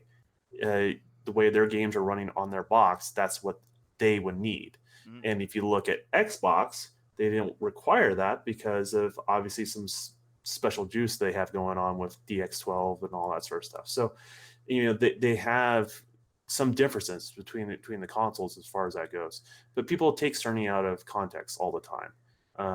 And it's mostly fueled by people wanting to cause conflict between the two platform providers. All right, before we move on, there's a couple people I want to give shout outs to. Of course, Christopher Hart, who ever since me and him talked on GRG has been here every single Saturday. So shout out to Christopher Hart. Mojo Blue said like his next gen fund, he's already been putting money into it, and he is gonna have a PS5 and Anaconda or whatever they're gonna call it day one when they come out. So huge shout out to you. Noof Nukem is in the chat. What is up, my Canadian brother? And of course, my sister Luca is here as well. And Saltiest Gaming is in the chat. What is up, my brother? All right. Now, with that being said, let's move on to let's hit slow mo. We're gonna go with the special guest. We're gonna go slow mo, then we're gonna go hood. Slow mo. What did you take out of what Mark Cerny said in terms of the PS5? Was it anything surprising to you? I think if you followed next podcast, we have covered kind of like what we think the next generation was going to be, and I think Cerny just kind of basically solidified in terms of hardware what we've been talking about. The solid state drive looks interesting. What do you think, man? What was your takeaway from what he said? Nothing surprising. Everything that he spoke about outside of the actual load time for the SSD was stuff that I was expecting from the PS5, expecting from Sony. So I wasn't shocked. The only thing I may have been shocked about is that they talked about it like when they talked about it. Like I wasn't expecting to hear anything like that in April. When they weren't going to be at E3. They are going to be at E3, and I'm expecting them to probably do something later this year. But I didn't really expect to hear anything about like actual hardware specs for the PS5 at this point. So the timing of it was kind of shocking, but the actual specifics of what they talked about, the three major things, none of that really shocked me at all. I am like the Don, I am somewhat interested in their custom SSD. Like I really want to know the details to that. Like I'm an IT guy, so for me it's just like, you know, hearing about new or custom tech is always kind of like, you know, gets my attention. And I kind of want to know, you know, what they're really doing with it. But then I'm starting to think in practical terms of a lot of the stuff he said. I'm thinking about the fact that like I have external hard drives on both my PlayStation and my Xbox. So like you got your nice custom SSD. Next gen, does that mean I'm going to need to, you know, the spend even more money on an SSD in order to have, you know, similar results? I would And more say than you likely probably wouldn't even get that, because if I'm going external, I mean a USB 3.0 isn't really going to be able to keep up with that as well. So it's just a lot of questions that I have about the SSD in particular. The other stuff, the Ryzen CPU, like there've been so many leaks in the past couple of months that have talked about that in particular that none of that was surprising to me. But yeah, the SSD stuff seems to be the most interesting I part to like, me. yo, slow mo. I like what you're saying about using your external, because one of the first things I thought about, I guess you could say the one of the first negative things I thought about. You remember back in the day, Sony was all about you use their peripherals, you use everything made by Sony to plug in to Sony devices, and that is the first thing I thought about. If they have a custom SSD in the PlayStation 5, are they going to go back to that route where, you use their kind of like custom SSD external as well if you want to add storage? Man, what do you think? Do you think they might be doing that? They may go that route. And they more than likely that thing is going to be way more expensive than anything that you would get that's just like just off the shelf at Best Buy or whatever. But I mean, we'll see. But it's they're going to have to come up with some kind of solution, because clearly if they want this to be at an affordable price, I could really see them going 1 terabyte with the PS5 starting out. If they go 2 terabytes, it's definitely going to be like $4.99 or at the I very think they least. need to do 2 terabyte moving forward. Games are only getting bigger, man. Exactly. Yeah, Seriously. games get bigger, and you're gonna have to accommodate the customer somehow, because I mean, we all like. I like to switch games back and forth. I don't want to have to keep uninstalling games and then like, hey, I want to go back to this game. I gotta reinstall it all over again. Like, there are people. I have Guess I'll play unlimited it tomorrow. bandwidth, and I got and I got unlimited data. But there's some people who got data caps that can't keep doing that. You're going to have to figure out some way to make that work. So, yeah, 2 terabytes would be great, but then you're looking at a minimum $500 for that PS5 if that's going to be the case. I got you, man. I got you. Great points, by the way, and I'm glad you brought up the whole custom SSD thing in terms of like how are they going to do that in comparison with the externals, because that was one of my first kind of like questions to myself as well. I mean, getting a 15 excuse me, a 15-second load screen on Spider-Man with quick travel down to 0.8 seconds. That's a pretty big feat right there. But yeah, what does it mean for externals? But let's go to Hood. Hood News Media, my brother. We finally got back around to you, man. I've been waiting to get back around to you. What do you think about what Cerny has to say about the PlayStation 5? Was it kind of like what you expected? Were there any surprises? And 8K, man. Yo, PS5's gonna do 8K, right? Yeah, I mean, I was already just getting ready to buy my television for 8K. I'm like, damn, they got me. I got one right now. Let's go. Let's go. But seriously, I was kind of happy that he came out and said what he had to say, because then it puts Xbox on notice. Not that they don't know what PlayStation is already doing, but it's like you can't avoid PlayStation at the power level anymore. You can't come into 2 generations and just come underpowered. So now I know my Xbox is going to be super powered.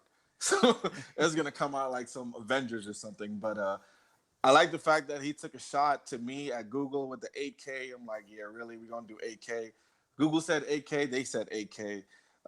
That's a great point as well. You think they threw that in there because of Google? Yeah, definitely. People, everything Sony does is calculated. I mean, they just know how to put stuff out there, how to take the wind 4K, out of certain brother. people. Dynamic 4K. Yeah. I mean, they're very smart about it, and their followers are sheep. So whatever they say, they just gonna go man. Talk about it. Like, Talk about it. But I was surprised with the SSD. I was hoping they would have done something like that. So that means Xbox gonna do something better. So it's interesting to see what's gonna happen with like frame rate, right? Because I don't think we're gonna get the whole graphical 900p, 1080p. Everyone's gonna do 4K. So it's all gonna be FPS this time. Yeah, I really think it's going to be FPS, because I just think that you're not going to get that Blades of Grass, or someone's going to talk about it, but for the most part, it's not going to be a big deal if everyone's using the same buzzwords. So. Yeah, and at the end of the day, you think they're definitely going to use the same buzzwords moving forward. I can almost guarantee that. Yeah, I mean, they kind of put that out there. So Xbox, if you say ray tracing, we already said it. If you said this, we already said it. So now, what are you going to say if you come out of a more powerful system, right? You kind of have to say something that means a lot to the gamers that you're talking to. I got to say, I do kind of like the timing of Cerny's kind of like article, because it came right around inside Xbox. And it was. There are some people that are saying like, oh, they didn't do that on purpose. It was just kind of like the scheduling or whatnot.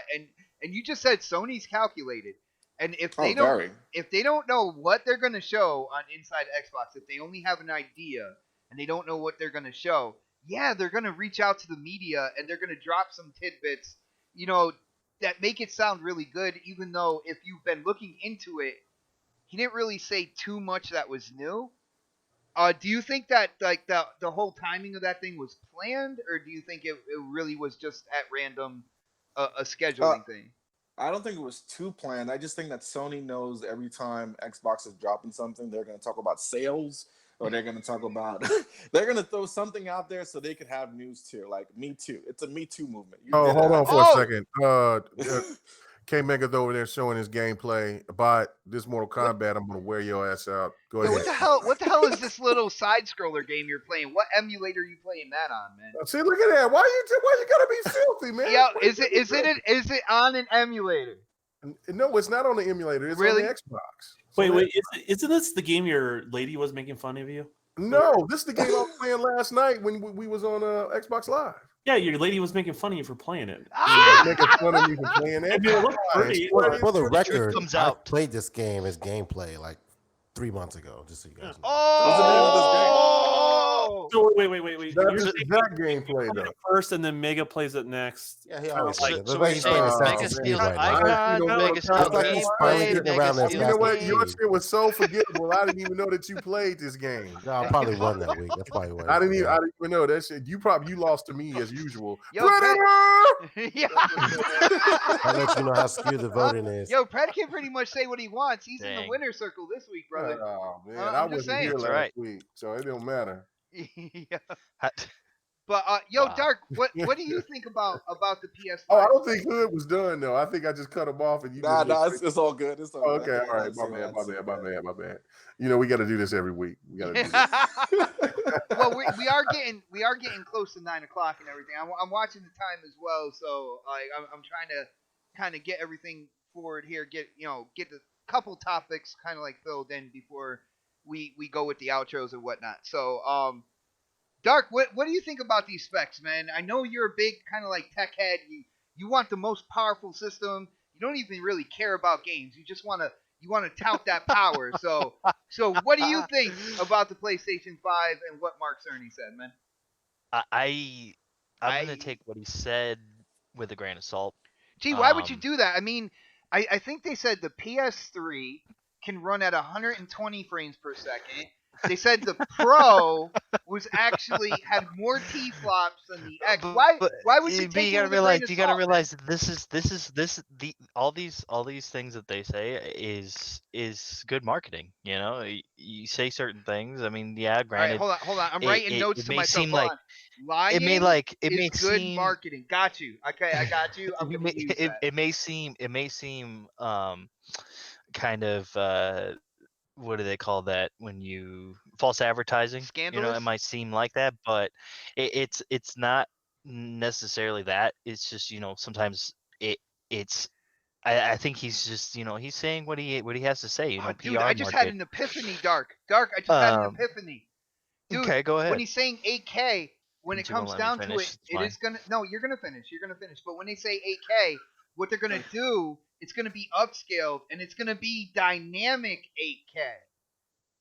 Right? Then Right? that's fine. I mean, Okay. then there's nothing wrong with that, Okay. And I know that there's been a lot of people out there that have touted that dynamic resolution is a bad thing, and there's nothing wrong with dynamic resolution. Like I never got that whole spiel about Xbox having the dynamic resolution for Quantum Break, and it's just like it's so ridiculous. I never got that whole Nice. thing. Mhm.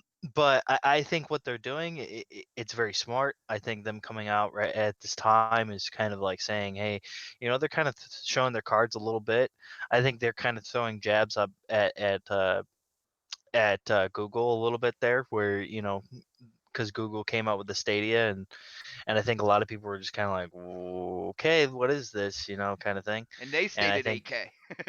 and they stated 8K, and I think Mark Cerny was just kind of like, hey, this is what we're gonna have on our console. We're gonna be a more traditional console, like basically throwing jabs at everybody. Just kind of, and I don't really say I shouldn't say jabs, because I should really say like he's just throwing out that marketing talk, Marketing maneuvers. maneuvers, like it's all a game. You have to play the game, and they're playing it right now, and they're playing it well. I'm excited for next gen. I think PlayStation 5 is going to be a really good console, and I think Xbox is going to bring some heat too. I think Xbox is, with their Lockhart and their Anaconda. I'm not sure which one I'm going to buy yet. I just got to see what the prices are for that, and I got to see the prices for Dark, the PlayStation 5. you want the Anaconda. Well, I know I'm gonna get the Anaconda. I mean, I know that's gonna happen. Boy, this It's just sounds gonna. so. I know it sounds bad. Hey. Penis demon. there's no Tinky Winky in here, okay? Winky, It's Winky! Oh, all right. it's just I think both consoles, both companies are gonna bring the heat next generation, and it's an exciting time to be a gamer, to be honest. With them announcing all this stuff, it's awesome. And dude, it's just gonna get more and more. It's gonna get better. Yeah, dude. Yeah. E3's less than two months away, so the Exactly. rumors are gonna start swirling up more and more. You're gonna get more credible information. Hopefully, the entire E3 show isn't leaked out because I like to be surprised as well. Honestly, I wouldn't be surprised if Sony announces something that week just because. They'll announce it Even on though they're not. Sunday. Like Yeah, even though they're not at E3, I could see them announcing something, like on Twitter or in a news article or something. I I'm just counting can on see it. I'm counting on that happening, like Yeah. either the week before or the week of, or maybe like 5 minutes before Microsoft goes 5 on minutes stage. before the show. 5 minutes. Dang, that'd be some See savagery what right there. Xbox needs to do is just do a little fake out every once in a while. It's like we're gonna announce something. No, we're not. No, we're not. No, we're not. No. And also, K Mega's bringing in that the last great Need for Speed gameplay. Nobody else does this Most but Wanted me, 2? son. I gave you all Nobody the does this. respect when you showed Sekiro, and I was all like, oh wow, he's actually playing a man's game, and then you said Yo. Need for Speed, and I was See, just Yo. like, Mega can't even keep it on the road. Watch, he's gonna hit the guardrails pretty soon here. Yeah. I'm over here dodging. I'm dodging when You they can't- put that shit. Look, I'm over here trying to. I'm rolling, son. I'm rolling. don't Turn try to into defend soccer yourself, mom Mega. Porsche. Don't try to Like, defend dude, your really? crappy gameplay. Hey man, look, you know what I'm saying? Gameplay's always solid. I always bring the fire, man. Vote for Bring the Xbox fire. people. You know the deal. You know the deal. Let's go. Vote for Mega. Rail. Look at that. His car. There you All go. right. Hits another rail. All right, Mega. Since Hey man, I'm over here going through roadblocks, son, trying to catch this car so I can, Hey, Mega, so I can Mega, keep it for my There's own. another focus, rail. Mega. Focus, Mega. Focus. All right, Mo- focus. uh, Focus. All right, let's go. PlayStation 5. Mark Cerny talks about Mhm. specs. I think we so far we're all in agreement that the whole solid state drive thing is really interesting, and I think we all stated that everything else that he talked about we already kind of expected. But what do you think about that? And definitely chime in on 8K, brother. PlayStation 5 and 8K. 8K. Bruh, let me just say this, man. Let me just make this point right here. Okay. All right. So, you know what I'm saying? There was no, for the memory type or anything like that. They didn't mention that. No GPU, CPU speed. You know what I'm saying? No detail. Yeah, no clock speeds whatsoever. Yeah, no clock. Yeah, you know what I'm saying? They didn't even say anything about if they were going They to gotta accept leave something for their unveiling, though. I mean, really. I understand that, but I mean, you know what I'm saying? Like, I mean, if you said that they were going to go with Dolby Atmos like Xbox does, we didn't hear anything about that. You know what They I'm saying? did No say power, they are going with improved 3D audio. no power consumption numbers. You know what I'm saying? How big and like what everybody else has been saying is how big is the SSD drive? Because I mean, if they're trying to, because the rumors is that they're going to come with another $400 console. If they're going to do that, then that hard drive is only going to be 250 gigs. You know what I'm saying? It ain't going to be no 1 terabyte with no SSD with a $400 price, unless there's going to be other things missing. And if it's like Don would alluded to, so if it's going to have this SSD drive and all of this, right? So then you're looking at it for the T-flops and all that crazy stuff, T-flops, pterodactyls, whatever hell you want to call it. Pterodactyls. It's to me, it's going to be somewhere a little bit higher than the Xbox One X for it to be at that price range for $400. Now, will that be great for consumers? Absolutely. But for the power hungry out there, it might not be. But I think it's going to be more powerful than the X, like undoubtedly. I'm saying slightly powerful, not overly powerful, because they don't need to be overly powerful. They just need to be powerful enough to say that they're more powerful than the X, and then the fanboys can go crazy over that aspect. But for the power hungry out there, they're going to want they're going to want more. So maybe they will have other SKUs. I doubt that. So if so, for the rumors of saying that they're going to keep around their $400 range, and if they're going to put this SSD drive, there's going to be a lot of drawbacks on something that maybe a lot of fans out there for PlayStation aren't expecting. And I'm thinking that it's going to be probably with the hard drive. If they put the SSD drive, it's going to be probably 250 or 500. And then what they're going to say is that, look, you got to do terabytes moving forward. You can't throw gigabyte hard drive in there, man. Well, this is the kick though. This is the kicker though. You can put it. You can do this on your PlayStation. You can hook up your portable hard drive. And since they're going to do backwards compatibility with most likely with their PlayStation 4 games, then your library comes with you, and you can just have your games just put on. Yeah, but a 500 gigabyte hard drive. If you're talking about new games coming out, you're going to be able to put 3 games on your internal hard drive, and everything else is going to be external, man. I know that, but I'm saying though, if they're going to do this SSD drive, and people talking about a 1 terabyte, look, man, I bought a M.2 for my computer when I rebuilt it. Look, that shit ain't cheap. And I just got a 500. You said that like how I said Predator right there. You're like, that shit ain't cheap. You buying it versus a company that's going to get a discount for a bulk purchase of putting that in millions of consoles. The price they're going to pay for it is going to be the price that you or I will pay for it. So, well, I understand that it'll be in bulk, but it's still going to be expensive for. I mean, look, you're not going to get a big return back for a $400 console. I mean, just look at what the PlayStation 4. It didn't really start getting their money back until after 60 million consoles sold. So no, I mean, but they were selling it for a profit of like $18. So I think this time around they might take an L for like $100.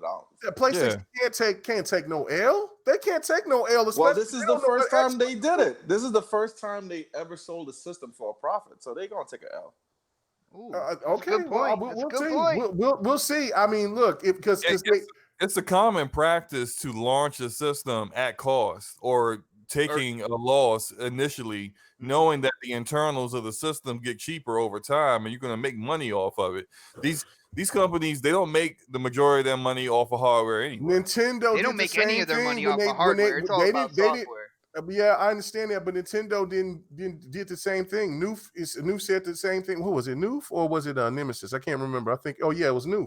He said Nintendo skipped on the memory, has to stop them. It's not, if you got a hard drive already. But they made a handheld, man. I understand Nintendo is cheap. But that console is still $300. Nintendo will never ever launch a system at a loss or at cost. They want all their systems to make a profit. You're right, but this is the thing right here. It's always been that way with Nintendo because they haven't had a lot of strong third-party support in the past. So their games that sell is always their own first-party games and their hardware. Like take the Wii. The Wii basically sold, that thing was just Wii Sports. And the Wii console for like 150 million people. So Nintendo does things differently than Sony and Microsoft. I understand what you're saying, but I think that their mindset's completely different. They would never even imagine doing any of the stuff that Sony and Microsoft are going to put in their next gen systems. No, you're right. But I'm saying on the sense is that, look, if this is going by the PlayStation fans' rumors, for what the rumors are going around about the PlayStation 5 is that they're trying to target that $400 price point. Because I've even seen diehard PlayStation fans bitch about the $500 price point, which I don't think that there's a problem with if the PlayStation 5 is going to be significantly more powerful than what the 4 was. Mm-hmm. I don't see that. I don't see the problem with that. And I mean, especially as an Xbox fan, we've already went through this. We bought a $500 Xbox One Fat, and we bought a $500 X. So it's like, to me, look, for whatever that we paid for the service that we're trying to get. Look, if you're going to bring now, since we are more aware of all these terminologies of what indicates power with these systems. if it's going to be $500, I understand. People saying that the Anaconda is going to be $700. I mean, $700 is ridiculous. If they have a $600 one, you damn sure better believe that they're going to have a $500 system as well, a SKU, because I think that's what they're saying is the Anaconda will be like 6 or 7, but the Maverick, which is the lower price, The lower Lockhart, spec, you mean the Lockhart? My bad. The Lockhart will be a cheaper kind of like entry level into the new series. Yeah, that's the only way that they could do that, because the $600 point for any console, when we look back in history, has been the death its right doom. there. It's been the doom. I mean, we looked at the 3DO, $600, dead. You look at PlayStation 3 when they did the $600 shit, dead until they dropped the price. Neo Geo. Well, Neo Geo is still it did okay in Japan, I guess. Is it bad? I still want a Neo Geo. I know. I still want a Neo Geo too, but I mean, the fact of it was, nobody that I knew except for this guy that was from Guam named Emmanuel. He had he was the only one I knew that had a Neo Geo. That was the only person I knew, and I think he probably got and that was back in junior high, and he was. It fell off the back of a truck, man. No. I think that he probably got a military kick. His parents got a military kickback to where it was cheaper. Oh, you know what I'm saying?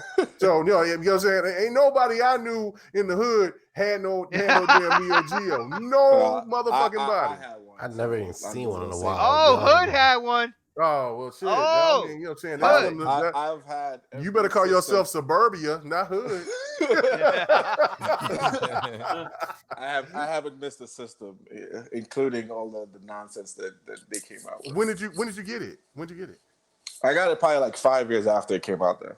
Oh, okay. Oh, okay. That makes a lot of sense. Because I'm talking about game. You saying you over here talking people old and shit, and you sound like you young. I'm like, I'm over here. You sound suspect now. We're gonna have to check your credentials. But no, I'm just saying it's But I just look at it like this: is that look, PlayStation just threw this out, and they're not going to sell us on a lot of things right now because they're trying to wait until they're going to have their true PlayStation 5 reveal. But if the rumors are true that they're going to try to hit that $400 price point, then there's going to be a lot of things that they're going to take out. And I think the memory is going to be the thing, because people can buy cheaper hard drives, portable hard drives to replace where you could just buy a PlayStation 5 console. And I wouldn't even be mad at that, to buy a PlayStation 5 console, 500 gigabyte. I already got something that's already hooked up to my PS4. You know what I'm saying? I got a 2 terabyte hooked up to my PS4. I just send that over. That goes back to what Slow-Mo said, because if they're doing a custom SSD and they're taking away those load times or dropping them dramatically, it doesn't make any sense, because if they have the lower amount of memory, then you're not going to be able to fully take advantage of the kind of like the lower load times if you're pulling off of an external, though. That's the only thing. Yeah, you're only gonna be able to take advantage of it with like 3 or 4 games, and the rest of them. I know. Let me clarify on that one. They would use it as a giant cache, essentially. So that happens on the Xbox One X right now. It has a much faster drive than most people have externally, unless they have a solid state. So what the Xbox does, it uses a portion of that hard drive as a giant cache. Oh, really? Yeah. I did not know that, man.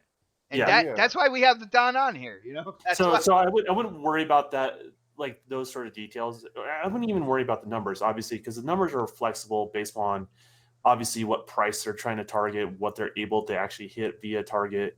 Are they going to take a loss? Are they not? I still think you should go back to, hey, these are good things. Like, I don't think anyone's going to be disappointed. Like, no, what they're going to get. Like, you know, what will it cost? That's a good question.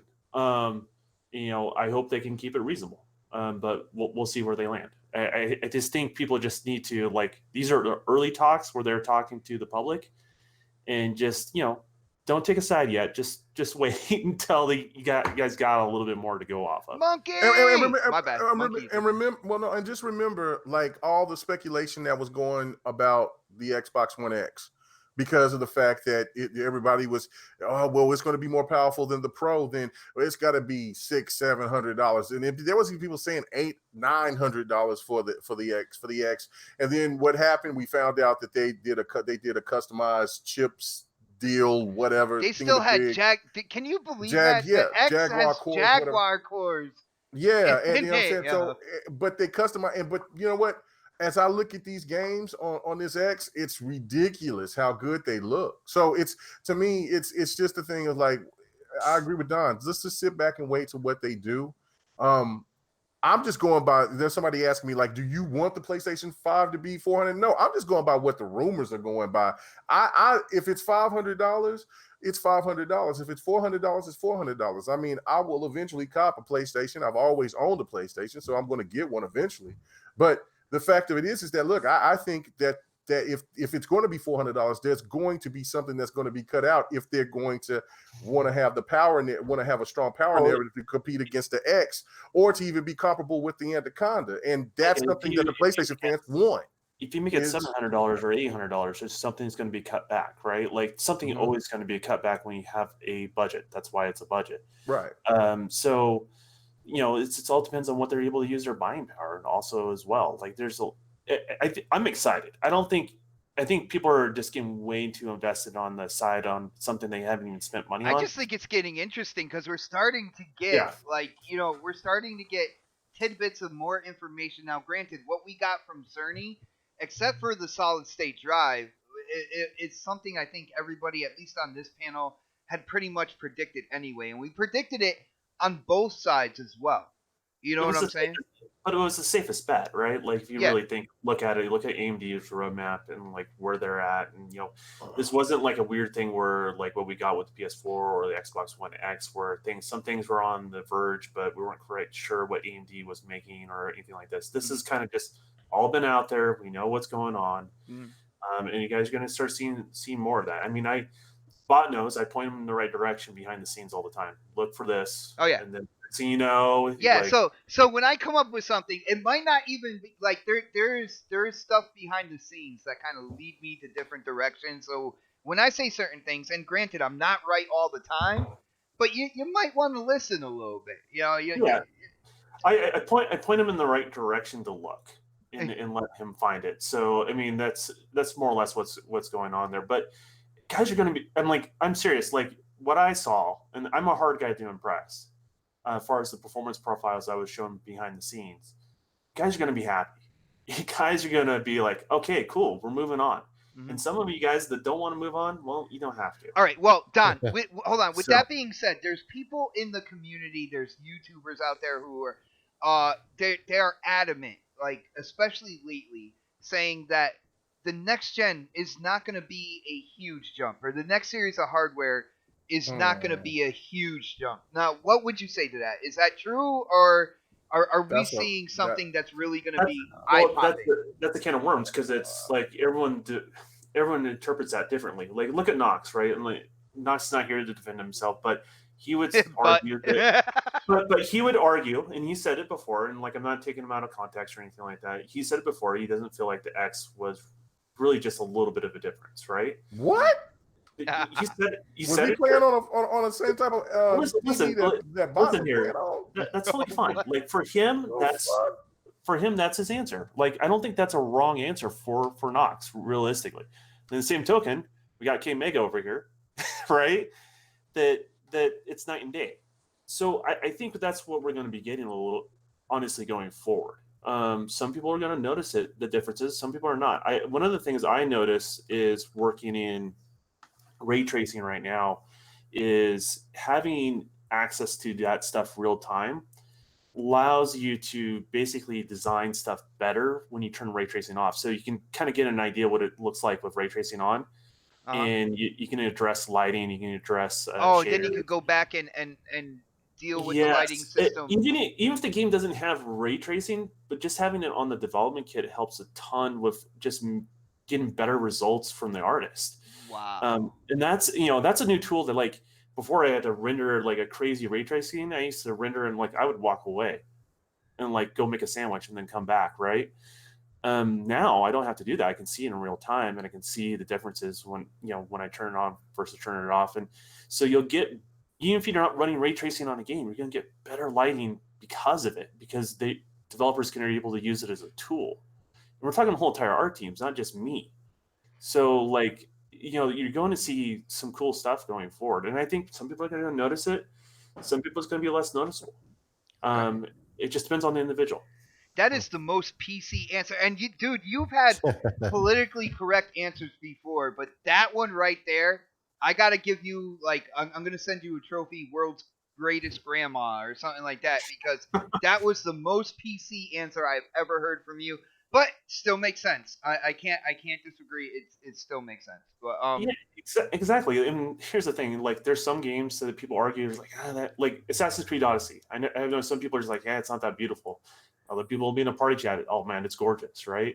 Mm-hmm. That's the type of conversations we're going to have going forward. I'm more like with Odyssey, the graphics to me, there's some hit or miss points with the graphics, but as a whole, the whole package, they did a good job.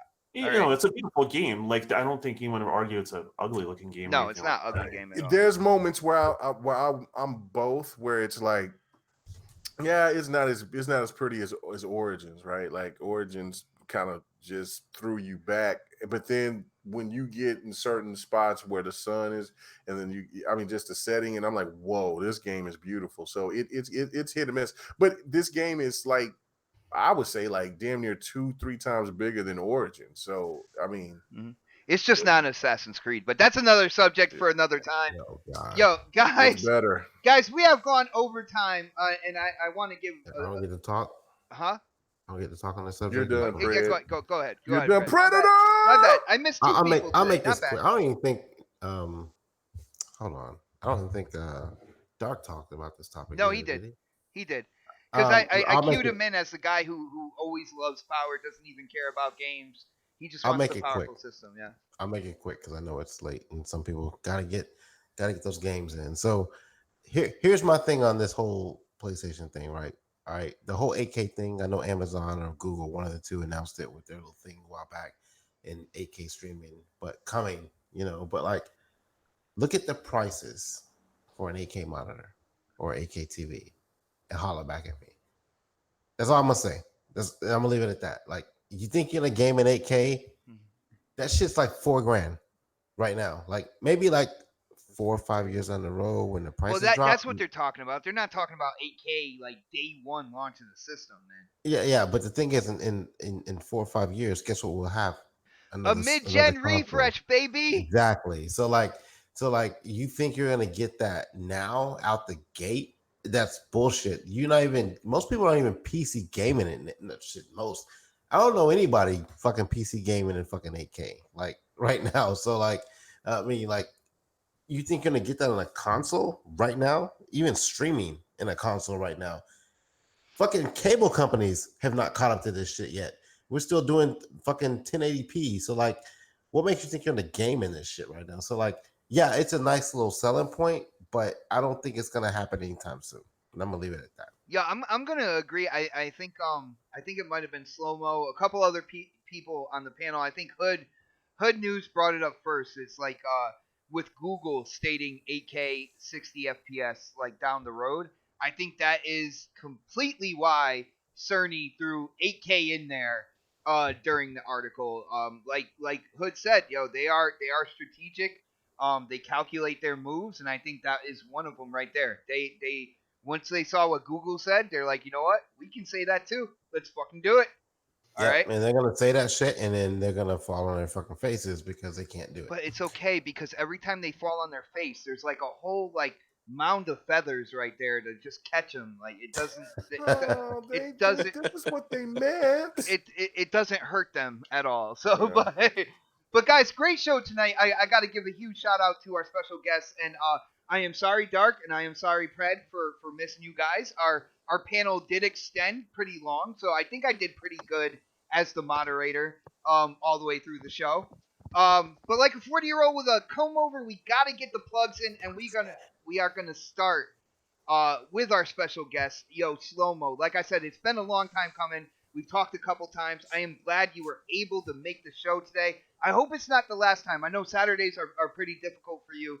You already do have a show, which I want you to let the people know about. And why don't you let people know where they can go to talk games with you, my brother? All right. Hey, yeah. First off, great topics and a great conversation. I really had a good time here. The panel's awesome. I'm definitely willing to come back if you have me back next time. I promise not to use too many colorful words to get you demonetized or anything. It is all good, brother. Man, this show is classic, dude. We gotta do it again, man. Yeah, but hey, you guys can catch me on Twitter, same name, Slow-Mo Backslap. Also on Wednesdays at 9 p.m. Easterns. I'm on the Brat podcast with Enrique, Gaming Forte, E. Jackson, B Money, and also as Xbox said, I am on the Scumcast, which usually comes on earlier on a Saturday. Typically, the time is kind of up in the air. It really just depends on whenever Luca's hair appointment is done. So it could be 3:30. It could be 4:30. Today it was 5:30. Man. Yeah, right. Today it was 5:30. So I had to dip out early. So it was it's on a Saturday afternoon. That's all I can tell you. So, but great time, guys. I appreciate you. Nice, brother. Nice. And Hood News Media introduced into this community, into this podcasting community. Dude, you did an amazing job. It was a lot of fun. I hope you come back on this show. I know we have a secret project behind closed doors. We don't want to talk about that yet. It's almost there. We almost got it complete. But why don't you let people know where they can talk games with you as well, and anything you're up to, like in terms of your podcast and where that is, man. Yeah, that's just getting started. So if you guys want to meet me, you guys could definitely hit me up on all your social sites. You can hit me on Twitter, Facebook, all that stuff. Sometimes it won't be me, though. It'll be somebody else. I got a whole crew working with me. So just be careful who you talk to. We got some ratchet people. I can't afford a crew, man. I can't even pay the panel here. So, like... Yeah, I mean, I've wanted to do this for a while, and I just moved over from New York to Arizona, so... I found the crew. We got some Mexicans working with me now. I'm just playing. I'm just playing. I think you caught K Mega's ear with the show, by the way. You might get an invite to GRG at some point in time. I don't know. Yeah, but you guys can hit me up. Just hit me up and just ask who's talking before you start talking to them, because they might be a little ratchet. So. All right, brother. And like I said, man, I hope you come on again. I know we are working on something. Like I said, behind closed doors. I can't wait to unveil that show. That is going to be something else. But guys, thanks for the invite. No doubt, brother. You guys will be hearing more from Hood News Media. And now we have to go into our regular band of panel members. Let's start with K Mega. K Mega, GRG got a little crazy last night. Not like Crossfire. Not at all. No. You guys were having fun with a few things. Why don't you let people know about your show, your channel, and where they can talk games with you, my brother? Yeah, no doubt. Come check out GRG podcast. You know what I'm saying? About the whole crew, my brothers in arms and sisters. You know what I'm saying? Because much love to Lady Infamous and to Delilah HD doing anything at GWG. Mm-hmm. Hey man, big shout out to the Iron Lords, to TIG podcast, to next podcast, man. You know what I'm saying? All doing big things. Crossfire was wild. White on white crime. That was great. I loved it. But come check it out. Check out my channel, K Mega 405, and support everybody that's on there, man. When you come on there, I got a list of people that from everybody's podcast. It should be on the side to where you can just go straight to their channel. And see the list, and it's just everybody that's I've been affiliated with, worked with, from past and present, and you know what I'm saying, and just enjoy doing this, man. It's all fun. I love talking about games. Staying most likely drama free, but it is fun to listen to the drama. So it's cool for the guests, man. How do you say that both and say I stay drama free? Man, it was cool. I stay drama. Like, how do you say both of that? Like right after I stay drama free. but it's great to listen to the drama. Oh, because I'm not involved in the drama. That's why I like dude, listening drama to it. follows you as well, Yeah. man. We could go out throughout your history, dude. Yeah. Yeah, but I Come mean on that's them coming at me. I don't give two shits about the little dudes, man. Let the man grown ass men worrying about a man. Go find some ass from a woman. Oh, Shit, you know what I'm saying? Go find some women. Don't worry about me. But regardless of that, man, it's a great show. I appreciate the two guests, man. It was really cool dealing with you guys, man. It was really cool. And for Otter, shit, I hope you take another break. Bitch. Bitch. Anyway, man, good show, man. nice. Yo, Oh, shit. Dark Optimus, aka Angry Otter. Yes, he is back here every Saturday upon request from the gaming community, man. So maybe now I can stop getting all those DMs. Like, what did I do to that chase? was all him. What I do to Trust chase me. Angry Otter away? Where's Just Dark coming Optimus? in with flock accounts. All right, yo, brother. It was actually Mega just being like, "You need to bring back the Otter, man. I don't have anything else to talk about." No, Mega always finds something to talk about. Like That is you true. give him a couple drinks, man, dude won't shut up whatsoever. I'm getting started right now. I damn knew it. I knew it, man. Yeah, Yo, it gets a little tinky winky when he starts drinking. Oh, yo, my Dark, why don't you God. let people know where they can go to talk games with you and anything you're up to throughout the week as well, brother. Yeah, you guys can find me on Twitter at Dark Optimus. You can also find me on Xbox Live and PlayStation at the same name. And you can find me here every Saturday on the next podcast. I'll be making fun of K Mega and, shooting That's the pretty shit much with your everybody job. else. That's your job now, man. It's what it is. I know. That's what you come here for. So It's all in fun games. Nobody take that stuff seriously. It's all fun. yeah, we might get a salty situation between Mega and Dark. I don't know. You guys are gonna have to stay tuned. It might get salty in here, dude. There might be some blows, being thrown. Blows. Bro, I'll be coming to LA, so I mean I hope to see you if you're talking Oh, about some real you shit. gotta watch out. He's a 7-footer with the mullet, though. You want to get gangsta up in here, Mega? No, I Shit. just said I'll be in LA. If I'll you want to bitch throw slap blows, you, I'm man. like, damn. Yeah, that's crazy, man. Like I said, you gotta watch out. These white boys going crazy to this goddamn weekend. I'm nervous. Yo, Don, it was awesome for you to come in, man. Like, it is what it is. Next podcast, family, the door is always open, and I'm glad when you take the opportunity to come in and hang out with the family. We did get a little crazy, man, but I think you're kind of used to it. Why don't you let people know what you're up to? I know you've been streaming more, so you might want to let people know about that and where they can talk games with you, man. Yeah, the best thing to do is just follow me on Twitter. Whatever I'm up to, either guest starring on a podcast, being on Next, or doing a live stream. That's the best way to kind of stay in the loop. But on Saturdays, yeah, I do stream with me and my wife. She's basically learning how to game.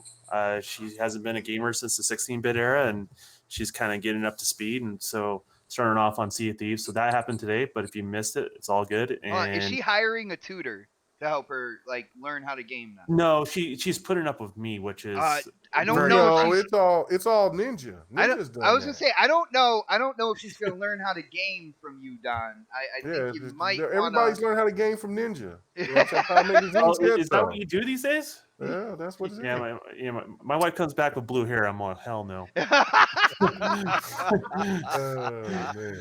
But nice, no, she's been doing that, and I'm gonna have a little bit of a compiled version of our streams, kind of highlight reel, and that's going up tomorrow. So. Oh, beautiful, man! I definitely want to check that out.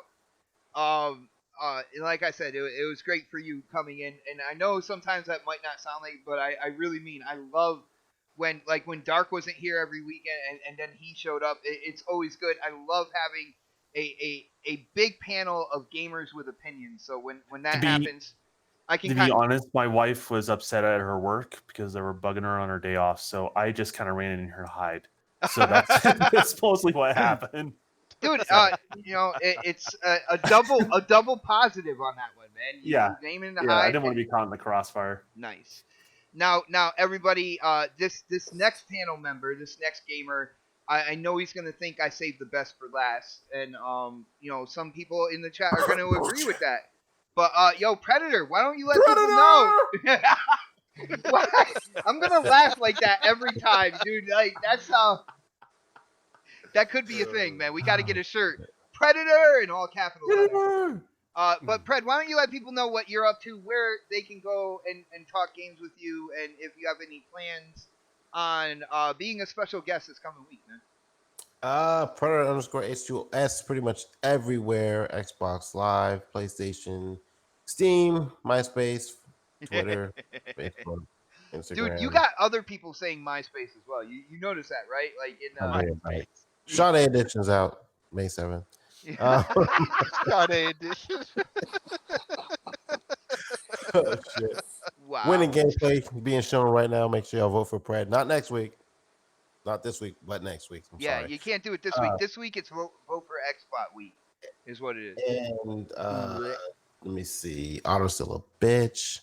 Yep. Okay. K-Max Ashy. Everybody else on the panel is pretty cool. K-Mega is ashy. Oh, Just got out the shower. I'm putting my lotion on right now. So you're right. I washed my ass. That's all. That's White when you people aren't ashy, that means you ashy, washed Mecca. your ass. That's what White that means. people are Dude, not did you ashy, just say though. you did a letting podcast you while know. you were in the shower? Your wife even told you white people aren't ashy, so. Hey, White people don't need lotion. White people do need lotion. That's bullshit. I work with white people. Shit. Yo, guys, They guys. ashy as hell. Yo, They crusty as hell too. Shit, they need some lotion. yo, guys, this has been an awesome show. As usual, huge shout out to the chat. Thank you guys for hanging out with us. Another Saturday in the books. Another episode of season 2 of the next podcast. If you like the show, definitely hit that thumbs up button. If you haven't subscribed, definitely subscribe. But I am going to end the show the way I do every Saturday. We will see you next Saturday for the next podcast. Have a great weekend, everybody. Peace. Got everyone. Peace. Peace. All right.